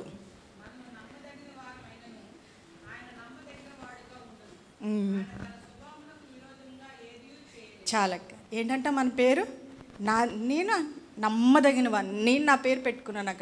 అక్కడ మీరు పెట్టుకుంటే మనము అంటే ఏంటి? లేఖనము మనతో మాట్లాడుతుంది, అవునమ్మా. అప్పుడు ఏంటంటే మనము ఎటువంటి వారమంట? మన స్వభావము, మన లక్షణము ఏంటంటే నమ్మదగినవారు. ఎవ్వరూ నమ్ముకోలేకుండా ఉన్నవారు, మనలో ఏ మంచి లేదు. అటువంటి వారమై ఉండగా దేవుడు ఏంటంట మన ఎళ్ళ నమ్మదగిన వాడిగా ఉన్నాడు. అప్పుడు కూడా దేవుడు మనల్ని నమ్మాడు, మనల్ని రక్షించుకున్నాడు. ఆయన రక్తమంతా ధారపోసి కదా మనల్ని కొనుక్కున్నాడు కదా. అటువంటిగా ఆయన స్వభావానికి ఏం చేయలేడంట? విరోధముగా ఏదియూ చేయలేడట. ఏంటంట స్వభావం అయింది? నమ్మదగిన దేవుడిగా ఉన్నాడంట కదా. ఆయన పిల్లలమైన మనము, ఆయనలో ఎదుగుచున్న మనము కదా ఎట్లా ఉండాలంట? మనం కూడా మీ తండ్రి పరిపూర్ణుడవు ప్రకారము మీరు కూడా పరిపూర్ణులై ఉన్నాయి. దేవుని స్వభావము నమ్మదగిందంటే మనం కూడా ఎట్లా ఉండాలంటే ఆయన స్వభావాన్ని అంటే ప్రచురం చేసే వారంగా ఉండాలి. ఆయన స్వభావాన్ని రిఫ్లెక్ట్ చేసే వారంగా కదా అట్లా ఉండాలంట. నమ్మకత్వం అనేది దేవుడికి చాలా ఇష్టమైన ఏంటంటే స్వభావం అంట. God loves faithful people. నమ్మకత్వం కదా. ఆయన ఎళ్ళ నమ్మిక ఉంచి నమ్మకంగా జీవించే వారిని ఏంటంటే దేవుడు పరిశీలించుచున్నాడంట, దేవుని వెతుకుచున్నాడంట. నమ్మకత్వం అనేది చాలా అరుదైన లక్షణముగా క్రైస్తవుల్లో కూడా. ఇటువంటి ప్రపంచంలో జీవిస్తున్న మనము ఏంటంటే అస్థిరమైన మనుషులు కదా, మాట మీద నిలబడలేని వారు. అటువంటి పరిస్థితుల్లోని మనుషులందరూ చుట్టూ ఉంటుండగా కూడా దేవుడికి ఏంటి ఇష్టం అంట, నమ్మకమైన వారి కొరకు వెతుకుచున్నాడంట. చూడండి, సామెతలు 33:13 ఒక మాట ఉంటుంది. దేవుడు ఏం చేస్తున్నాడంట, వెతుకుచున్నాడంట. ఏం వెతుకుచున్నాడంట? 33:13 యెహోవా ఆకాశం నుండి కనిపెట్టుచున్నాడు, ఆయన నరుల మీదను నరులందరినీ దృష్టించి ఉన్నాడు. ఏంటంటే యేసయ్య ఏం చేస్తున్నాడంటే, దేవుడు ఆకాశం నుండి కనిపెట్టుచున్నాడు, ఆయన నరులందరినీ దృష్టించుచున్నాడు. అలాగే సామెతల గ్రంథము 15:3 ఒక మాట ఉంటుంది చూడండి, యెహోవా కన్నులు ప్రతి స్థలమందును ఉండును, అవి చెడ్డవారి మీదను మంచివారి మీదకును అవి చూచుచున్నవంట. దేవుడు చూస్తున్నాడంట, మన నడకల్ని కనిపెడుతున్నాడంట.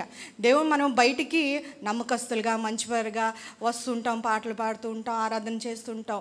పైకి మనుషులందరూ మన భక్తి కలవారమే అని అనుకుంటాం, కానీ అంతరంగాన్ని చూసే దేవుడు, పై రూపాన్ని చూసే దేవుడు కాదు, కానీ అంతరంగాన్ని చూసే దేవుడు దాన్ని లక్ష్య పెడుతూ ఉంటాడు. ఏం చేస్తుండంట, ఎవరు నా కొరకు నమ్మకంగా ఉన్నారు, ఎవరు నా కొరకు నమ్మకంగా జీవిస్తున్నారు అని చెప్పి దేవుడు వెతుకులాడుతూ ఉన్నారంట. అట్లాగా దేవుడు 2వ దినవృత్తాంతం గ్రంథంలో ఉంటుంది కదా 16:9 తన ఎడల యథార్థ కలవారి ఎడల వారిని బలపరచుటకు యెహోవా కన్నులు ఏం చేస్తున్నాయట, లోకమంతటా సంచారం చేస్తున్నాం. అంటే మనము దేవుని కనుదృష్టిలో ఉన్నాం, దేవుడు కనిపెడుతున్నాడు, పరిశీలిస్తున్నాడు, మనల్ని చూస్తున్నాడు కదా. అట్లా చూసి ఏంటంట దేవుడు ఇచ్చే సాక్ష్యం. మోషే కోసం ఏం చెప్తూ ఉంటాడంట, నా ఇల్లంతట్లో సాత్వికుడు నమ్మకమైన వాడు కదా. అట్లాంటి నమ్మకత్వాన్ని కోల్పోయి ఇస్కరియోతు యూదా ఏమైపోయాడంట, దేవుడు 12 మంది ఏంటంటే అపోస్తులను ఏర్పరచుకుంటే తన గురి గమ్యాన్ని కోల్పోయాడు. గెహజీ కూడా అట్లాగే కదా. ఏలియా తర్వాత ఎలీషా ఏంటంటే 2 ఆత్మను పొందుకున్నాడు. ఎటువంటి రీతిగా ఉన్నాడంటే, ఎలీషాకి పేరేటంటే తన యజమానుడు ఏలియా చేతుల మీద నీళ్లు పోసే వాడుగా ఉన్నప్పటికీ కూడా దేవుడు ఏం చేశాడంటే, ఏలియా కొన్ని అద్భుతాలు చేస్తే బైబిల్ గ్రంథంలో ఉంటుంది, ఆయనకు మించిన అద్భుతాలు అంటే దానికి రెట్టింపు అద్భుతాలు చేసేవాడు. అట్లాంటి అనుభవంలోకి అటువంటి ఆధిక్యతలో గెహజీ వెళ్ళాలి, కానీ ధనాపేక్ష కలవాడు ఏమంటే గురి తప్పి పరిగెత్తాడు కదా. ధనాపేక్షతో పరిగెట్టాడు, కుటుంబానికి ఏంటంటే కుష్ఠరోగము తెచ్చుకున్నాడు మొత్తం అన్నిటికీ. అట్లాగా నమ్మకత్వాన్ని కదా, తన యజమాని దగ్గర నమ్మకత్వాన్ని కోల్పోయి ఉన్నాడు. కానీ దేవుడు కొంతమంది భక్తుల కొరకు ఇక్కడ ఇచ్చిన సాక్ష్యం ఎట్లా ఉంటుందంట, దేవుడు కనిపెడుతున్నాడంట, చూస్తున్నాడంట. దేవునికి ఇష్టమైన లక్షణము ఏంటంట, ఆయన నమ్మదగిన వాడు కాబట్టి మనం కూడా ఆయన పిల్లలమైన మనం కూడా నమ్మకంగా ఉండాలని ఆయన చూస్తూ ఉన్నాడంట. చూడండి, ఇది సంఖ్యాకాండము 12:7 చూద్దాము. మోషే కోసం రాసు సంఖ్యాకాండము 12:7. మోషే ఎటువంటి వాడంటే, ఇప్పుడు నేను మాట్లాడే ఉన్నాను కదా, మోషే నా ఇల్లంతట్లో నమ్మకమైన వాడు. ఇంకొక మాట చూడండి, సంఖ్యాకాండంలో అదే మాట ఉంటుంది, అతడు నా ఇల్లంతట్లో నమ్మకమైన వాడు, నేను గూఢభావములతో కాదు దర్శనమిచ్చి ముఖాముఖిగా అతనితో మాట్లాడుతును, అతడు యెహోవా స్వరమును నిదానించి చూచును, కాబట్టి నా సేవకుడైన మోషేకు విరోధంగా మాట్లాడుటకు మీరేలా భయపడలేదని చెప్తున్నాడంట.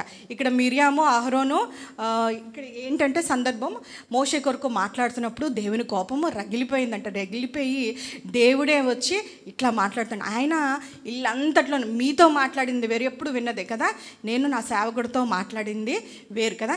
ఎట్లాంటి నమ్మకస్తుడు అంటే మోషే చూడండి, సంఖ్యాకాండంలోనే నిర్గమకాండంలో 35 ప్రత్యక్ష గుడారం కట్టడానికి దేవుడు ఆజ్ఞ ఇస్తాడు మోషేకి. ఇచ్చిన తర్వాత ఎవరైతే ప్రేరేపింపడతారో పాలెంలో వారందరూ స్త్రీలు పురుషులు అందరూ అంటే మేకతోళ్ళు తెస్తూ ఉంటారు, బంగారం తెస్తుంటారు, వెండి తెస్తూ ఉంటారు కదా. ప్రత్యక్ష గుడారంకి కావలసిన వస్తువులన్నీ తెచ్చిన తర్వాత ఒక సమయం వస్తుందంట. తర్వాత మోషే ఆ పక్కన నిర్గమకాండం 35లోనే ఉంటుంది, అవి ఎంత తెస్తారంటే అవి ఎక్కువైపోతాయి. అప్పుడు మోషే చాటింపు వేస్తుంటాడు, మీరు తెచ్చిన అవన్నీ సరిపోయినాయి, ఇంకా చాలు, ఇంక మీరు తేవద్దు, ఇంకా అప్పుడు చాటించిన చేసినవి అత్యధికమైనవి, ఎక్కువైపోయినాయి, సరిపోతాయి మందిరం పని జరగటానికి అని చెప్పిన తర్వాత ఆపేసిన తర్వాత అప్పుడు ప్రజలందరూ స్త్రీ పురుషులు తేడం మానేస్తారు. అంటే మోషేకి లెక్క ఎవరు అడుగుతారమ్మా, ఎవరు అడిగినారు? నాయకుడు లేరు, పై విచారణకర్త అధిపతి కానీ ప్రశ్నించడానికి ఎవరు లేరు కదా. అటువంటి సమయాల్లో కూడా మోషే ఏం చేస్తాడు అంటే ఇక చాలు అని చెప్పి నమ్మకస్తుడిగా ఉంటాడు. పలుమార్లు ఇజ్రాయేలు మాటి మాటికి రేపుతున్నప్పుడు, నిందిస్తున్నప్పుడు, అవిశ్వాసులు అయినప్పటికీ కూడా ప్రభువా వీరిని క్షమించి, లేదంటే ఈ గ్రంథంలోంచి ఏంటంటే నా పేరును తొలగించి, అంటే అర్పణలో కానీ ప్రత్యక్ష గుడారం నిర్మాణంలో కానీ దాన్ని నడిపించే దేవుడు ఇచ్చిన పని అంతట్లోని కూడా ఏమయ్యాడంటే మోషే నమ్మకమస్తుడని దేవుడు సాక్ష్యము ఇస్తున్నాడు. అట్లాగే మనం చూసుకున్నట్లయితే దానియేలు కోసం ఒక మాట ఉంటుంది, కీర్తనల గ్రంథం అటువంటి మాటే ఉంటుంది. చూడండి, కీర్తనల గ్రంథము 78వ అధ్యాయము, కీర్తనలు 78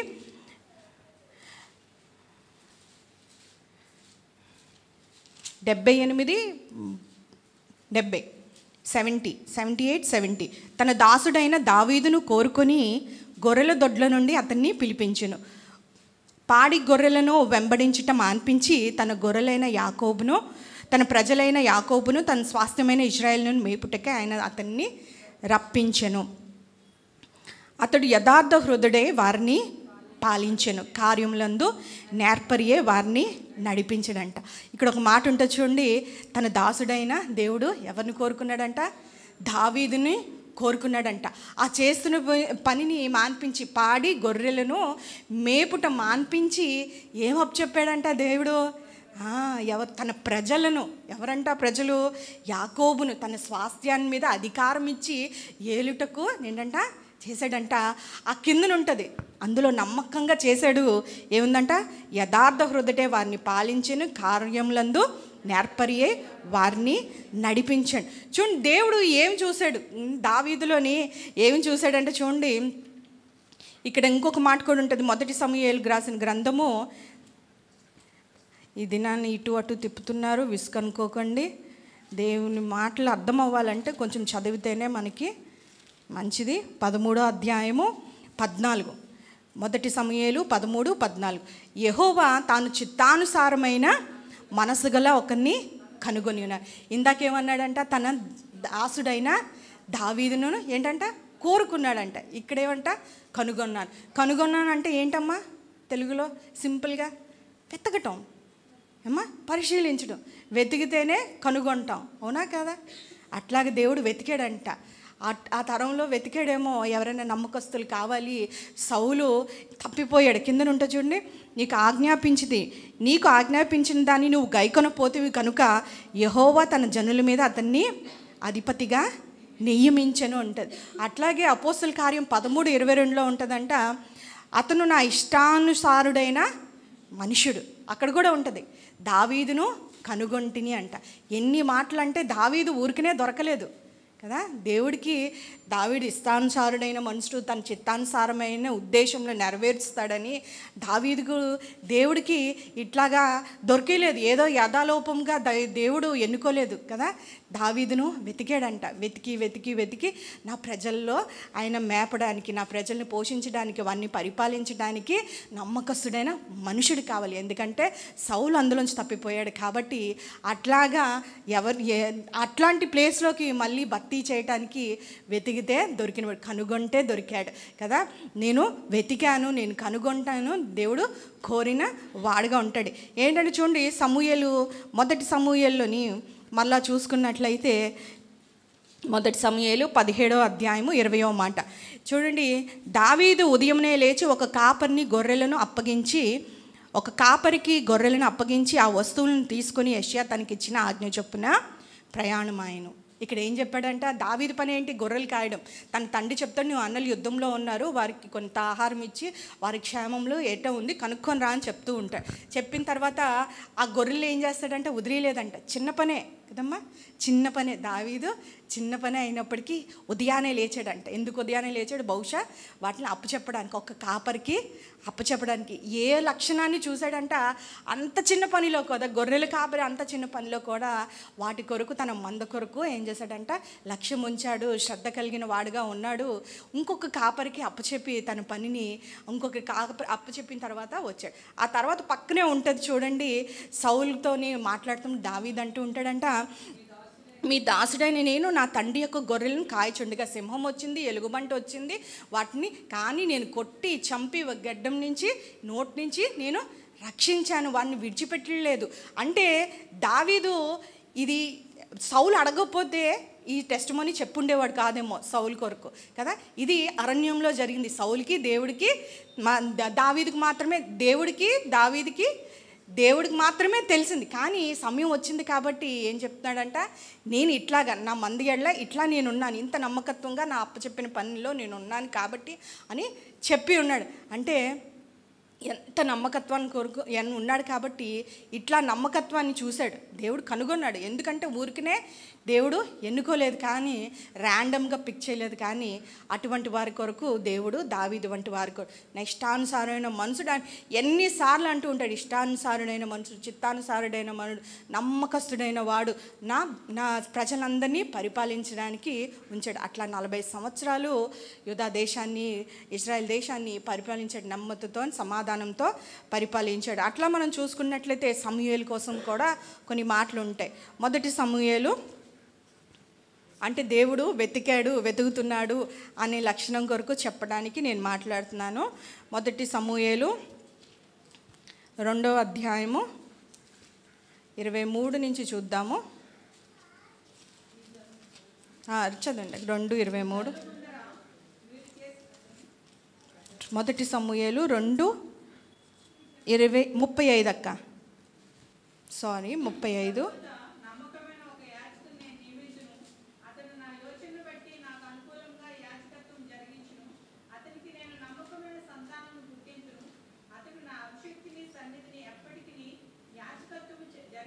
చాలక్క. ఇక్కడ ఏమంటున్నాడంట, సమూయేలు కూడా ఇక్కడ ఎవరు ఫెయిల్ అయిపోయారు, ఏలీ ఫెయిల్ అయిపోయాడు, యాజకత్వ పనిలోని తప్పిపోయాడు.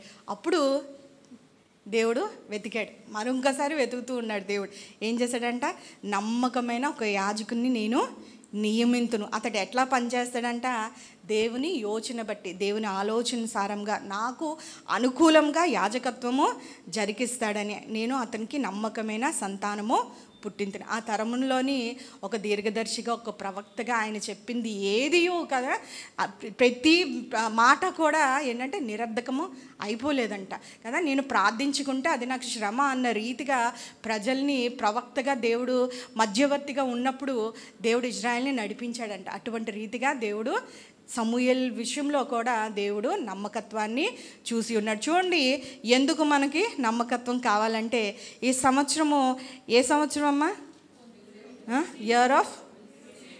Year of receive. ఏం కావాలి మనందరికీ, ఏం కావాలి మనకి, ఏమొద్దమ్మా, ఎంత కావాలి, ఎంతైనా కావాలి. ఇంత లేదు అంత లేదు, మొన్న సండే స్కూల్ పట్ల ఎంతైంత కావాలి కదండి. చూడండి 28 సామెతలు 28:20లోని నమ్మకమైన వానికి ఏం దొరుకుతాయో చెప్తాడు. దీవెనలు మెండుగా కలుగుని. ఎట్లా దొరుకుతున్నాయి అంట మనకి దీవెనలు, నమ్మకంగా ఉండటానికి ప్రయాసపడినట్లయితే, నమ్మకంగా ఉండటానికి ఆశపడినట్లయితే, ఇంత కాదు అంత కాదు, పట్టలేనంత దేవుడు దీవెనలు అంటే మీరు ఏదన్నా రాసుకోవచ్చు అందులో, ఏదన్నా రాసుకొని అంట. ఇంకొకటి చూడండి, కీర్తనలు 105లోనే ఒక మాట ఉంటుంది. 105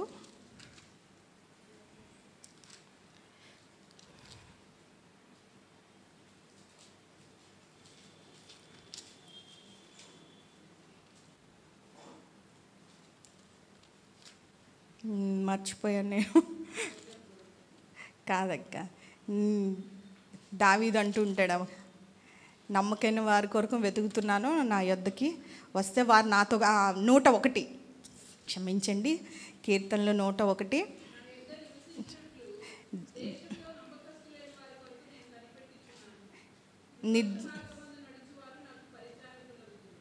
దావీదు ఇక్కడ రాజు ఏమంటున్నాడంట, దావీదు అంటున్నాడంట తన్ని ఏంటంటే తన రాజ్యంలో పరిపాలించడం కొరకు శత్రువులు కాదు చుట్టూ ఉంచుకోవడానికి ఇష్టపడరు కదా. ఎవరి కొరకు కనిపెడుతున్నాడంట, నమ్మకస్తులైన వారి కొరకు నేను కనిపెట్టుచున్నాను, నిర్దోష మార్గమందు నడుచువారు నాకు పరిచారకులు అగుదురు అంటుంటాడు. మరి ఎంతగా మన దేవుడు కూడా కనిపెట్టి ఉన్నాడు. ఇప్పుడు మోషే కొరకు ఇచ్చినది ఏంటంటే, ఆయన ఇల్లంతట్లో నమ్మకస్తుడే ఉన్నాయి కదా. ఇల్లంతటిలో నమ్మకస్తులు అవ్వలేదు, కనీసం మన ఇంట్లో మనం నమ్మకస్తులుగా ఉన్నామా? చాలా సిల్లీ క్వశ్చన్ వేశారక్క.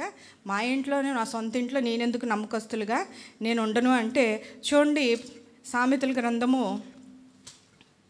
31:11 గుణవతి అయిన భార్య దొరుకుట అరుదు.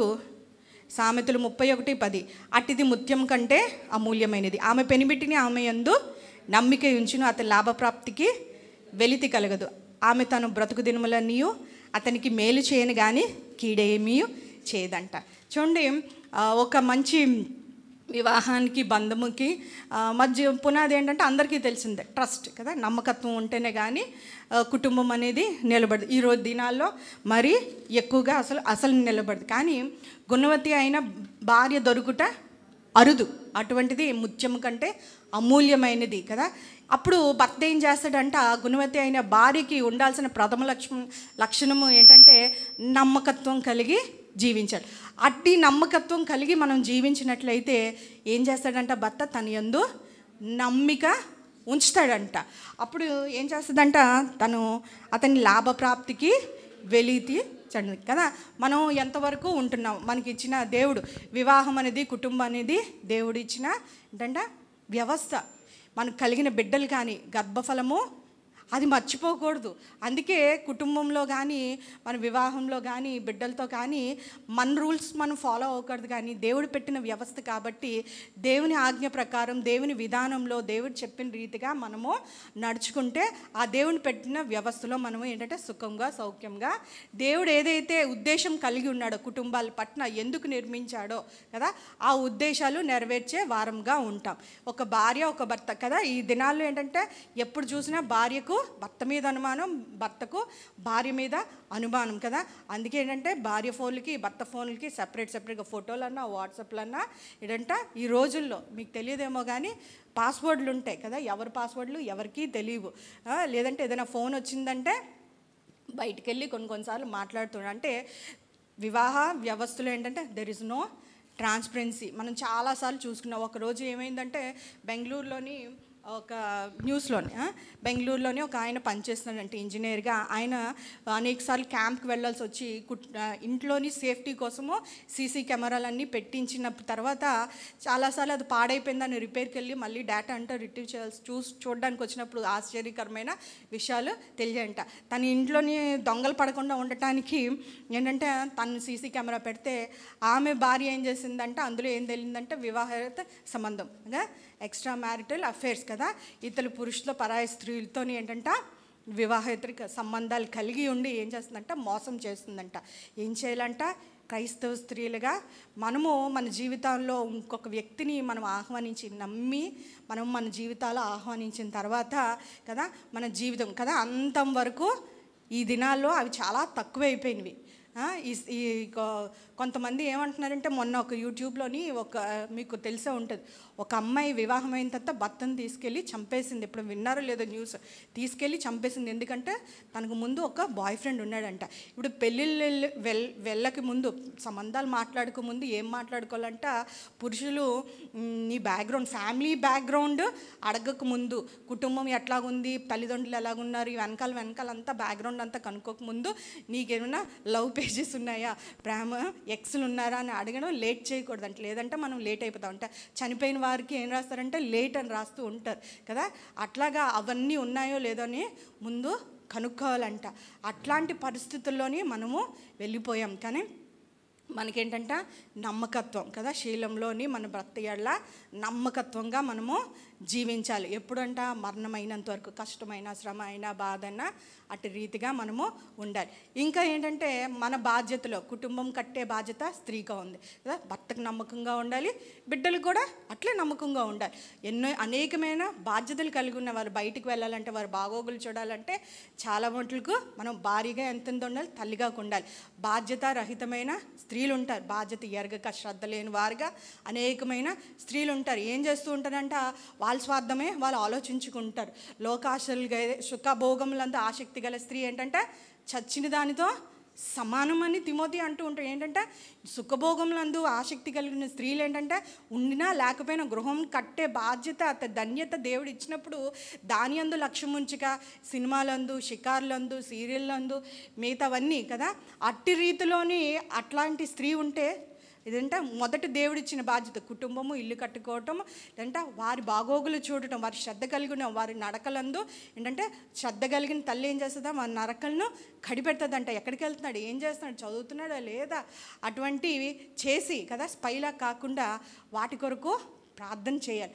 అట్టి రీతిగా కాకుండా కొంతమంది స్త్రీలు స్వార్థపరులు ఉంటారు కదా, చింత ఉండదు, భర్త కొరకు కానీ భార్య బిడ్డల కొరకు కానీ చింత లేకుండా ఏం చేస్తుంటారంటే వారు ఆలోచనలు, వారి ధోరణి వేరుగా ఉంటుంది, వారు లోకం వైపు పరుగులెడుతూ ఉంటారు. అట్లాగా లోతు భార్య సొదొమలో ఉన్న లోకాన్ని ప్రేమించింది, లోకాశలకే పరిగెట్టింది, తాను నశించిపోయింది, తన కుటుంబాన్ని, తన కుమార్తెలు కూడా ఏంటంటే శాపగ్రస్తమైన ఒక వంశానికి ఏంటంటే వారు జన్మనిచ్చిన వారు ఉన్నారు. అంటే తల్లి ఎట్టిదో బిడ్డలు అటు రీతిగానే ఉంటూనే ఉంటారు. వారికి నేర్పించే ఇటు విధిగా బాధ్యతలే కాకుండా ఏం చేయాలంటే ఇటు పరిస్థితుల్లో వారి కొరకు ప్రార్థన చేసేవారుగా ఉండాలి. బాధ్యత చేసామో పని చేసేస్తున్నామో అని అనుకుంటే కాదు. ఏం చేయాలంట, షీఈ్ అ మల్టీ టాస్కర్ కదా, మదర్ అన్ని పనులు చేయగలగాలి. తండ్రి కన్నా ఎక్కువైన బాధ్యత దేవుడు ఇచ్చాడు కాబట్టి ఏం చేయాలి, ఇన్ని పనులు చేయట అది అసాధ్యం. మానవంగా ఆలోచిస్తే it is quite impossible to work so many things కదా. అట్లాంటి రీతిలోని when you are connected to God, ఎప్పుడు నువ్వు దేవునికి అనుసంధానమై దేవునికి నీకు ఉన్నట్లయితే, అప్పుడు దేవుని భయభక్తులు కలిగి దేవుని నుంచి బలం పొందుకున్నట్లయితే అప్పుడు ఏంటంటే దేవుని సన్నిధిలో ప్రార్థన చేయాలి. ఎట్లా ఉన్నాయి దినములు, బయటికి వెళ్తే వేస్తారా లేదా అని ఉన్నాయి. ఈ మధ్యకాలంలో చూసాం, ఒక్క అర సెకండ్లోని ఎన్ని ప్రాణాలు పోయినాయి. ఏరోప్లేన్ ఫ్లైట్లో 300 ప్రాణాలు గాల్లో కలిసిపోయినాయి కదా. అట్లాంటి దినాల్లోనే ఇంకా మరింతగా ఏంటంటే భయంకరమైన అపాయాలు కదా, భయంకరమైన ప్రమాదాలు అకస్మాత్తుగా జరుగుతున్నాయి. ముందు ఏంటంటే ఆఖరి దినంలో వచ్చేసరికి భూకంపాలు, యుద్ధాలు అవన్నీ వింటూనే ఉంటాం. కానీ ఆఖరి గడియల్లోకి వచ్చేసరికి ఏంటంటే దాని ఇంటెన్సీ, ఫ్రీక్వెన్సీ పెరిగిపోతూ ఉంటాయంట. అవి జరిగే కాల ప్రమాణం.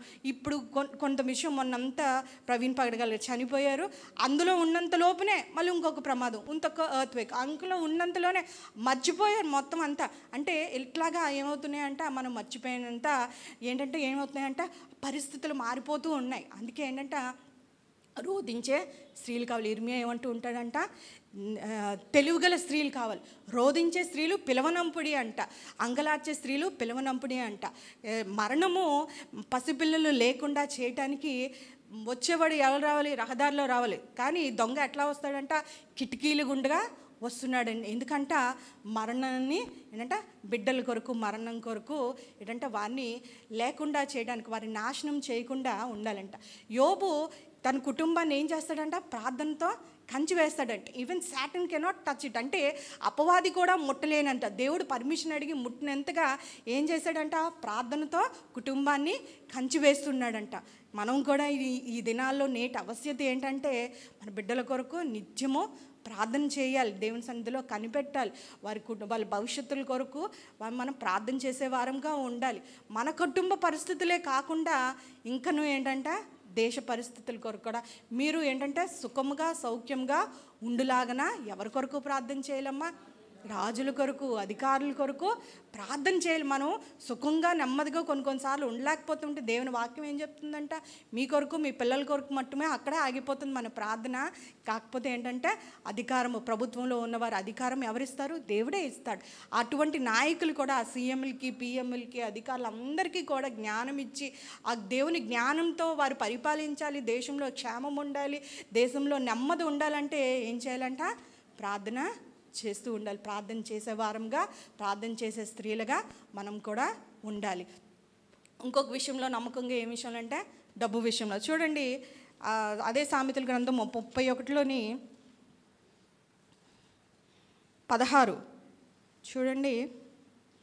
ఎవరైనా తీశారమ్మా? 31:16.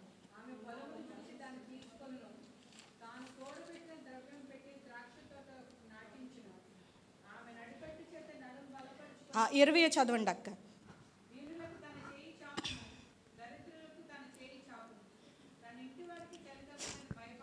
చాలా ఇక్కడ ఏముందంటే తను కూడబెట్టిన ద్రవ్యమును పెట్టి ద్రాక్ష తోట ఒకటి నాటించును, దీనులకు తన 20 దీనులకు తన చేయి చాపును, దరిద్రులకు తన చేతులు చాపును. ఇది నా భర్త కష్టార్జితం కదా. భర్త మనల్ని నమ్మి ఏం చేస్తాడు కొన్ని విషయాల్లో, ఇది నా కొడుకు సంపాదనే, నా కూతురు తెచ్చిన సంపాదనే అని చెప్పి అనేకమైన వ్యర్థమైన విషయాల కొరకు, అనవసరం లేని విషయాల కొరకు కదా, అప్పు చేసి పట్టుచీరలు కొనుక్కున్నవారు, బంగారం కొనుక్కున్నవారు, ఫీజులకని ఇచ్చిన డబ్బులు, అట్లాగా మనం వింటూనే ఉన్నాం. ఒక ఆవిడ లోన్ పే చేయకపోతే మొన్న న్యూస్లో వచ్చింది, చెట్టుకేసి కొట్టేశారంట. మరి ఏ అవసరతలకి కదా, మొత్తం ఏమైందంటే ఇంటి పరువంతా బయటకు వచ్చేసింది కదా. అట్లాగా ఇన్స్టాల్మెంట్లో కొనడం, భర్త ఇచ్చిండడం, అటు రీతిగా కాకుండా దేవుని లేదంటే దేవుడు మన కష్టార్జితాన్ని దీవించి, మన చేతి పని, భర్త చేతి పని, వారు కష్టపడిన దాన్ని, వారి శ్రమను చూసి దీవించిన ఆ ఇచ్చిన ఆ ధనాన్ని ఏం చేయాలంట, సవ్యంగా చేయాలి. ఇది నా డబ్బు కదా. డబ్బు చెడ్డది కాదు కదా.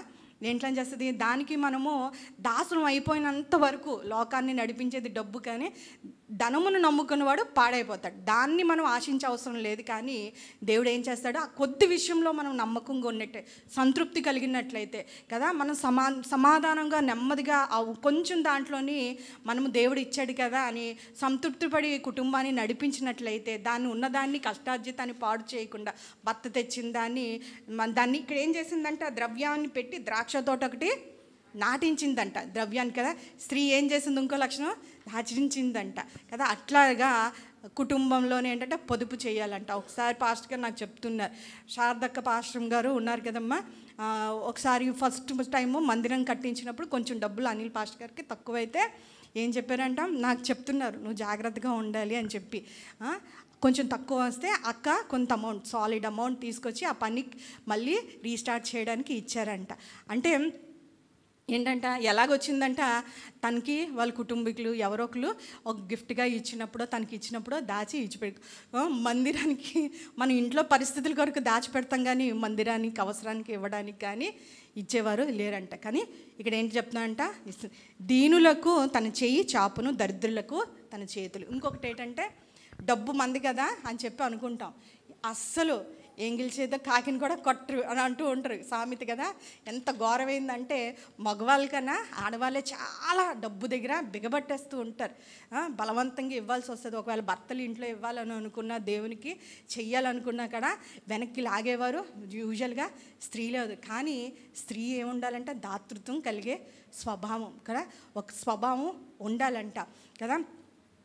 ఒక చెయ్యి అంటే దీనులకి ఒక చెయ్యి చాపుతుందంట, దరిద్రులు అంటే నిస్సహాయం, ఇల్లు లేనివారు, చలిలో ఉంటున్నవారు, మనకున్న దాంట్లోనే ఏం చేయాలంటే వారిని జ్ఞాపకం చేసాలంటే. ఒక తండ్రి అంటే కొడుకుని పిలిచి ఒక కొంచెం అమౌంట్ ఇచ్చి, నువ్వు నీకు ఏది కావాలో అది నీకు ఇష్టమైంది వెళ్ళి కొనుక్కో అని చెప్తాడంట. కొంతసేపు తర్వాత ఆ కుమారుడు వచ్చిన తర్వాత అడుగుతాడు, ఏం చేసేవారంటే ఒకడికి అప్పిచ్చాను అని అంటూ ఉంటాడంట.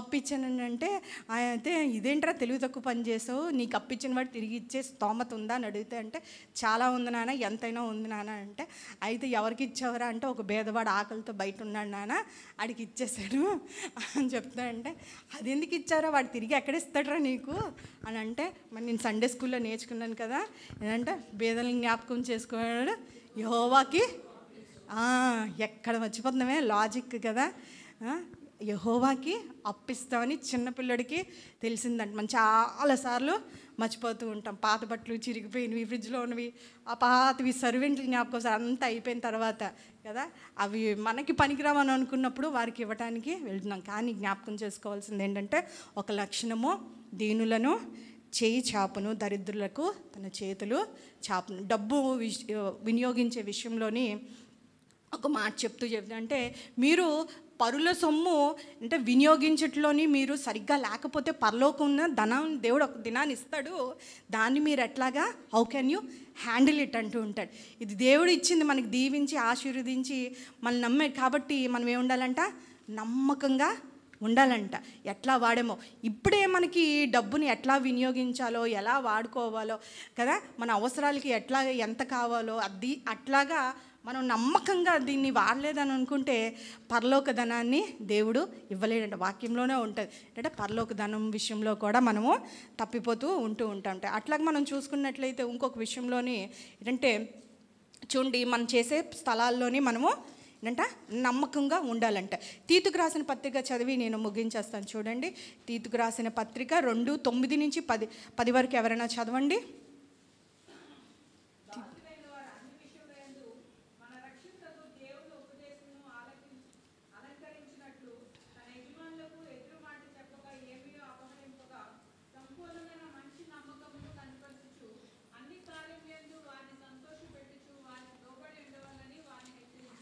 అంటే ఏమంటాడమ్మా కిందన? అపహరింపక, ఇంకా ఇంకేముందక్క ఒకసారి చదవండి.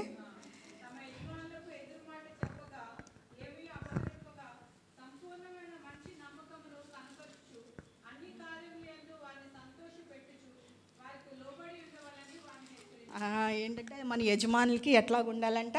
వారికి విధేయులై ఉండాలంట. సంపూర్ణమైన అపహరింపక అని ఉంది చూడమ్మా. సంపూర్ణమైన మంచి నమ్మకమును కనపరచు, అన్ని కార్యములందు వారిని సంతోషపెట్టుటూ వారికి లోబడి ఉండి వలనని వారిని తీతుకు రాస్తూ ఏం చెప్తున్నాడంట? తీతు, నువ్వు సంఘానికి బోధించు.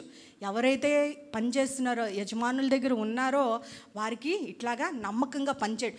దేవునికి కంటికి కనబడవలనని కాదు, కానీ మీకు పైన యజమానులు ఉన్నారు, మీకు ప్రభు కూడా ఉన్నాడని ఎరిగి వారి పట్ల ఎట్లా ఉండాలంట? నమ్మకంగా పని చేయాలంట. ఒక రోజంట స్కూల్ నుంచి ఫోన్ వస్తుందంట తండ్రికి, మీ అబ్బాయి కొరకు ఒకసారి రండి అని. అబ్బాయి కొరకు అంటే ఒకసారి కాదు, 2 సార్లు కాదు, పక్కన ఫ్రెండ్ పెన్సిల్ అన్నీ దొంగతనం చేసేస్తున్నాడు, మీకు తెలియాలి కదా, ఇది చాలాసార్లు జరిగింది అని అంటే, అప్పుడు తండ్రిగా మనంగా పిల్లలుగా ఏం చెప్తూ ఉంటామంటే, పిల్లలకి గద్దిస్తాం, దెబ్బలాడతాం, ఎందుకురా తీసామని అనుకుంటే, ఆ తండ్రి ఏమంటాడంట, ఒరి నన్ను అడిగి ఉంటే నిన్ను ఆఫీస్ నుంచి తెద్దును కదరా, ఒక ఇంతకన్నా మంచి పనులు అని అంటూ ఉంటాడు. ఈ కొడుకేమో చిన్న దొంగే కదా, తండ్రి పెద్ద దొంగ. అందుకే చెప్పారంట కదా, నమ్మకత్వంగా మనం ఉండాలి. అటువంటి నమ్మకత్వం లేదు కాబట్టి ఆఫీసెస్లో ఏం చేస్తారంటే, ఎందుకు సీసీ కెమెరాస్ కదా, కాలక్షేపం, టీ తాగుతూ పని చేయకుండా పీనులతో మాట్లాడుతూ ఇంటి విషయాలన్నీ మాట్లాడుకుంటూ అట్లా కాలం గడిపేస్తారు. కాబట్టి అపనమ్మకస్తులమైన లోకంలో జీవిస్తున్నాం కాబట్టి ఏం చేశారంటే సీసీ కెమెరాలు పెట్టేశారు. ఎవరన్నా మనల్ని చూస్తున్నారు, మనల్ని అబ్జర్వ్ చేస్తున్నారంటే ఏమవుతుంది? ఖచ్చితంగా మన బిహేవియర్ మారిపోతూ ఉంటుంది. ఎంత టైంకి అంత అయిపోద్ది. టైంకి వస్తారు, బయోమెట్రిక్ వేస్తారు, టైంకి ముగించేస్తూ ఉంటారు. సర్వేలు చెప్తూ ఉంటారంట, quality quantity of work has been increased అంట. సీసీ కెమెరాలు వచ్చిందంట. పని యొక్క నాణ్యత, పరిమాణం కూడా బాగా వృద్ధిలోకి వచ్చిందంట. కంపెనీలు ప్రాఫిట్లోకి వెళ్ళాయంట. అటు రీతిగా అటువంటి పరిస్థితుల్లో క్రైస్తవులు ఉండనేరేయకూడదు కదా ఎవరు. సో ఏంటంటే స్త్రీలమైన మనం ఎట్లా ఉండాలంటే, మన బాధ్యతల్లో నమ్మకంగా ఉండాలి, భర్తతో నమ్మకంగా ఉండాలి, డబ్బు వ్యవహరించే వాటిలో నమ్మకంగా ఉండాలి, ఇంకేంటంటే ఉద్యోగ స్థలాల్లో కూడా నమ్మకంగా ఉండాలి, సమాజంలో నమ్మకంగా ఉండాలి. అంతకన్నా ప్రాముఖ్యమైనది ఏంటంటే సంఘంలో నమ్మకంగా ఉండాలి. ఎందుకంటే దేవుడు కొన్ని తలాంతులు లేని వారు ఎవరూ లేరు కదా. ఒక యజమానుడు వస్తాడు, 5 ఒకరికి ఇస్తాడు, 2 ఒకరికి ఇస్తాడు, 1 ఒకటి ఇస్తాడు. అందరూ తనకి ఇచ్చిన 5ని 10 చేస్తాడు, 2ని 4 చేస్తాడు. ఒకడేం చేస్తూ ఉంటాడంట, నువ్వు చల్లనివాడు, విత్తని చోట చేస్తావు, నువ్వు కఠినుడు కాబట్టి నేను అట్లాగే దేవుడు మనకిచ్చిన తలాంతుల్ని దేవుడి కొరకు వాడి ఉండాలి. అప్పుడు ఇట్లాగే మిగతా అన్నీ ఏం చెప్తుంటండి, మత్తయి సువార్త 25:23లోని ఏమని ఉంటుంది చూడండి. 25:23 ఎవరైనా చదవండి.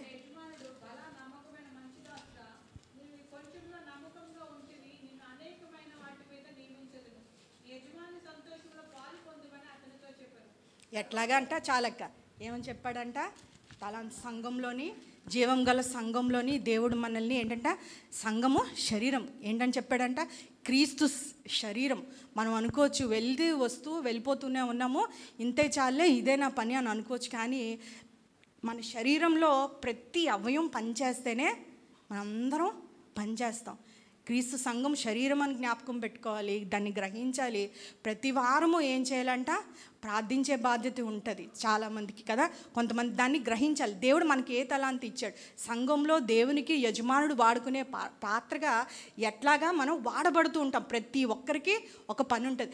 అట్లాగా సంఘం అంతా అవయంలో ఏ ఒక్కటి పని చేయకపోయినా మనల్ని ఏమంటూ ఉంటారంటమ్మా, హ్యాండిక్యాప్డ్ అంటారు, వికలాంగులు అంటారు. అట్లాగా సంఘం ఉండకూడదు. కానీ ఒక్కరికి దేవుడు అది చిన్నదైనా పెద్దదైనప్పటికీ కూడా దేవుడిచ్చిన పనిలో ప్రార్థించాల్సి ఉందా, లేదంటే ఎవరైనా పలకరించవలసి ఉందా, ఎవరైనా లేదంటే రాలేకపోతున్నారో వాళ్ళని పలకరించాలి, వాళ్ళని ఓదార్చాలి, వారి చేతులు ఇచ్చాలి, విశ్వాసంలో వారిని బలపరచాలి, వారిని ప్రోత్సాహపరిచేవారు ఉండాలి. దేవుని సేవలో పరిచర్యలో సేవకులతో ఏకీభవించేవారుగా, నమ్మకస్తులుగా కదా, సేవకుడు వారిని నమ్మే విధంగా పరిచర్య సువార్త ప్రకటనలోని ముందుగా ఈ పరిచర్యలో ముందుకు వెళ్ళేటట్టుగా సంఘమంతాను ఉండాలి. అటు రీతిగా సమాజంలోని, సంఘంలోని, కుటుంబాల్లో కూడా నమ్మకస్తులుగా మనం ఉండాలి. ఈ వెతుకులాట ఏంటంటే దేవుడు అప్పుడుతో ఆగిపోలేదు కదా. ఇర్మియా రాసిన ఇంకా కొనసాగుతుంది. ఇర్మియాలోని ఒకసారి చూడండి, 5:1 5:20 ఇర్మియా రాసిన గ్రంథము చూడండి. 1 యెరూషలేము వీధుల్లో అటు ఇటు పరిగెత్తుచు చూచి తెలుసుకొనిటి, దాని రాజవీధుల్లో విచారణ చేయుడి, న్యాయం జరిగించుచు నమ్మకంగా నుండు యత్నించుచున్న ఒకడు మీకు కనబడని ఎడల నేను దాన్ని క్షమింతును. అంటే దేవుడు ఇంకా వెతుకుతూనే ఉన్నాడు, అక్కడితో ఆగిపోలేదు. నా ప్రజలు ఈ తరంలోని, ప్రతి తరంలోని దేవుడు ఏంటంటే నమ్మకమైన వారి కొరకు, ఎవరైతే నా నామం కొరకు నమ్మకంగా ఉంటారో, నా నిమిత్తము నమ్మకంగా ఉంటారో, శ్రమలు సహిస్తారో, ఓర్చుకుంటారో, అట్టి వారి కొరకు దేవుడు వెతుకుతున్నాడంట. ఎట్లాగా నుండు యత్నించుచున్నాడు. అయ్యో ప్రభువా, ఇట్లాంటి ప్రపంచంలో నేను రాజీ పడిపోకుండా నా పరిశుద్ధతను కాపాడుకుంటకు నేను ఎట్లా ఉండగలను అని అంటే పౌలు అంటున్నాడు కదా, నేను నమ్మకంగా 1 కొరింథీ 7:22 నీ నమ్మకంగా ఉండటానికి ఏం చేస్తాడంటే దేవుడు ఆయన కృపతో బలపరుస్తున్నాడంట. అది మన వల్ల కాదు, కానీ దేవుడు ఏం చేస్తాడంట, ఆయన కృపనిచ్చి నువ్వు ఆశ కలిగి ఉంటే మళ్ళీ బలపరిచే దేవుడు ఉంటా. అప్పుడు ఏంటవుతావంట, మన సోమరులం. కానీ మనకిచ్చిన పనిలో, మన కుటుంబాల్లో, మన బాధ్యతల్లో దేవుడిచ్చిన తలాంతులతోని దేవుణ్ణి మహిమపరుస్తూ ఉంటామంట. అప్పుడు ఏమవుతుందంట, దేవుడి దగ్గరికి మనం వెళ్తున్నప్పుడు ఏం చెప్తాడంట, వెల్కమ్ మై డియర్ సన్, ఏంటంట బలా నమ్మకమైన మంచి దాసుడా అని అంటూ ఉంటాడంట. అవును ప్రభువా, వచ్చాను కదా, ఎంత ఆనందం, ఎంత సంతోషం కదా. కాన్వికేషన్ టైం ఇప్పుడైతే చిన్నపిల్లలు కూడా ఆ క్యాప్ ఇచ్చేసి ఆ గౌన్ వేసి కాన్వికేషన్ అవుతున్నప్పుడు, ఏదైనా స్టడీస్ అయిపోయినప్పుడు కంప్లీట్ ఎంత తీస్తుంటుంది, ఎంత సంతోషం అంటే నేను పొందుకున్నాడు. ఆ రాత్రి అంతా పడుకోలేదు. ఆ మరుసటి రోజు కాన్వికేషన్ అంటే కొత్త డ్రెస్సు, కొత్తగా డిఫరెంట్గా రెడీ అయ్యి ఏంట ఇన్నాళ్ళు శ్రమ అంతా ఫలించింది. మనం అట్లే లోక సంబంధమైన దానికి అట్లా ఉంటే పరలోక సంబంధానికి మన దేవుడి దగ్గరికి మనం వెళ్తున్నప్పుడు, ప్రభువా నీ కొరకు నేను బ్రతికాను, ఎన్ని కష్టాలు వచ్చినా నీ కొరకు నేను జీవించాను, నిన్ను విడిచిపెట్టే కష్టాలు వచ్చే, నేను మరణించే పరిస్థితులు వచ్చే, నాతో ఎవ్వరూ లేకపోయినప్పటికీ నేను వెనుతిరిగిపోలేదు, నిన్ను విడిచిపెట్టలేదు, నా పరుగు నేను కడముట్టించాను ప్రభువా, నా పరుగు నేను నమ్మకంగా కడముట్టించాను, విశ్వాసాన్ని కాపాడుకునే నమ్మకంగా నేనున్నాను, నువ్వు వాడుకునేటట్టు నమ్మకంగా నేను జీవించడానికి ప్రయత్నించానంటే ఏమంటాడు దేవుడు, తన ఆనందంలో రమ్ము. కింద ఏమంటూ ఉంటాడు, నీ యజమానుడి ఆనందంలో పాలిభాగస్తుడు, నీ తండ్రి కదా. ఆ దినాన్న నేను తీసుకున్నప్పుడు మా డాడీ వాళ్ళు సంతోషం, కడుపు నిండిపోయింది. పరలోక సంబంధమైన దేవుడు ఎట్లాగుంటాడు, బలా నమ్మకమైన మంచి దాసుడా కదా.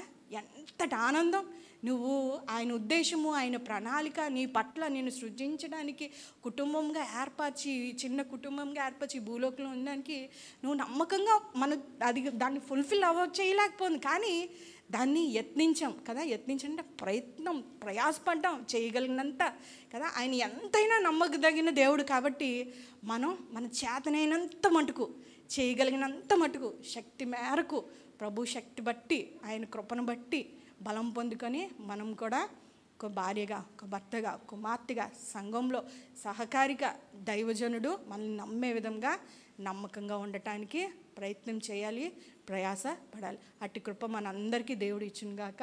అట్లా కళ్ళు మూసుకున్నట్లయితే మనం ప్రార్థన చేసి ముగించుకుందాము. పరిశుద్ధుడా, ప్రేమగల తండ్రి, కృపగల దేవా, ప్రభువా, నువ్వు ఎంతైనా నమ్మదగిన దేవుడు నాయనా. నిన్నునైనా మేము కలిగిన మేము నీ వలె మేము ఉండుటకు నాయన, నీ పిల్లల వలె ఈ లోకంలో జీవించుటకు ప్రయాసంతో నాయన అట్టి ఆశ కలిగి మేము ఉండుటకు సహాయం దయచేయండి ప్రభువా.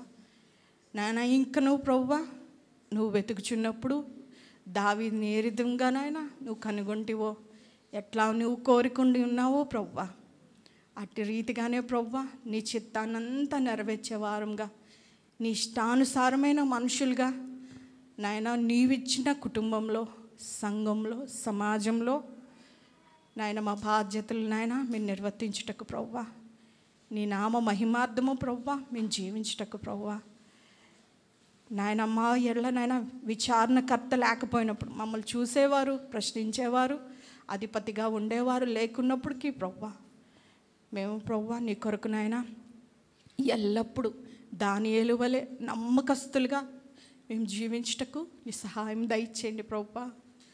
మరణం ఉన్నంత వరకు ప్రభువా, మరణాంతం వరకు ప్రభువా నీ కొరకు నమ్మకంగా జీవించే కృపను మాకు దయచేయమని వేడుకొంచున్నాం ప్రభువా.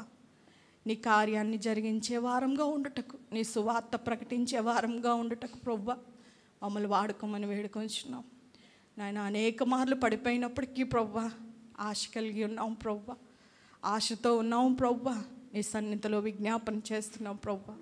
పలుమార్లు వెనుదిరిగిపోయాం ప్రభువా. శ్రమలు వచ్చినప్పుడు, కష్టాలు వచ్చినప్పుడు, మా మీదకి నాయన తుఫాను వల్ల లేగినప్పుడు ప్రభువా శత్రువు ఇంకా కాదు అవ్వదు అని నాయన మేము తిరిగిపోయిన పరిస్థితులు ఉన్నప్పుడు ప్రభువా నువ్వు నమ్మదగిన దేవుడు ప్రభువా. సహించి దానికంటే ఎక్కువగా మమ్మల్ని శోధించలేదయ్యా, దాని అన్నిటి నుంచి నువ్వు విడిపించావయ్యా, మమ్మల్ని సంరక్షించే ప్రభువా.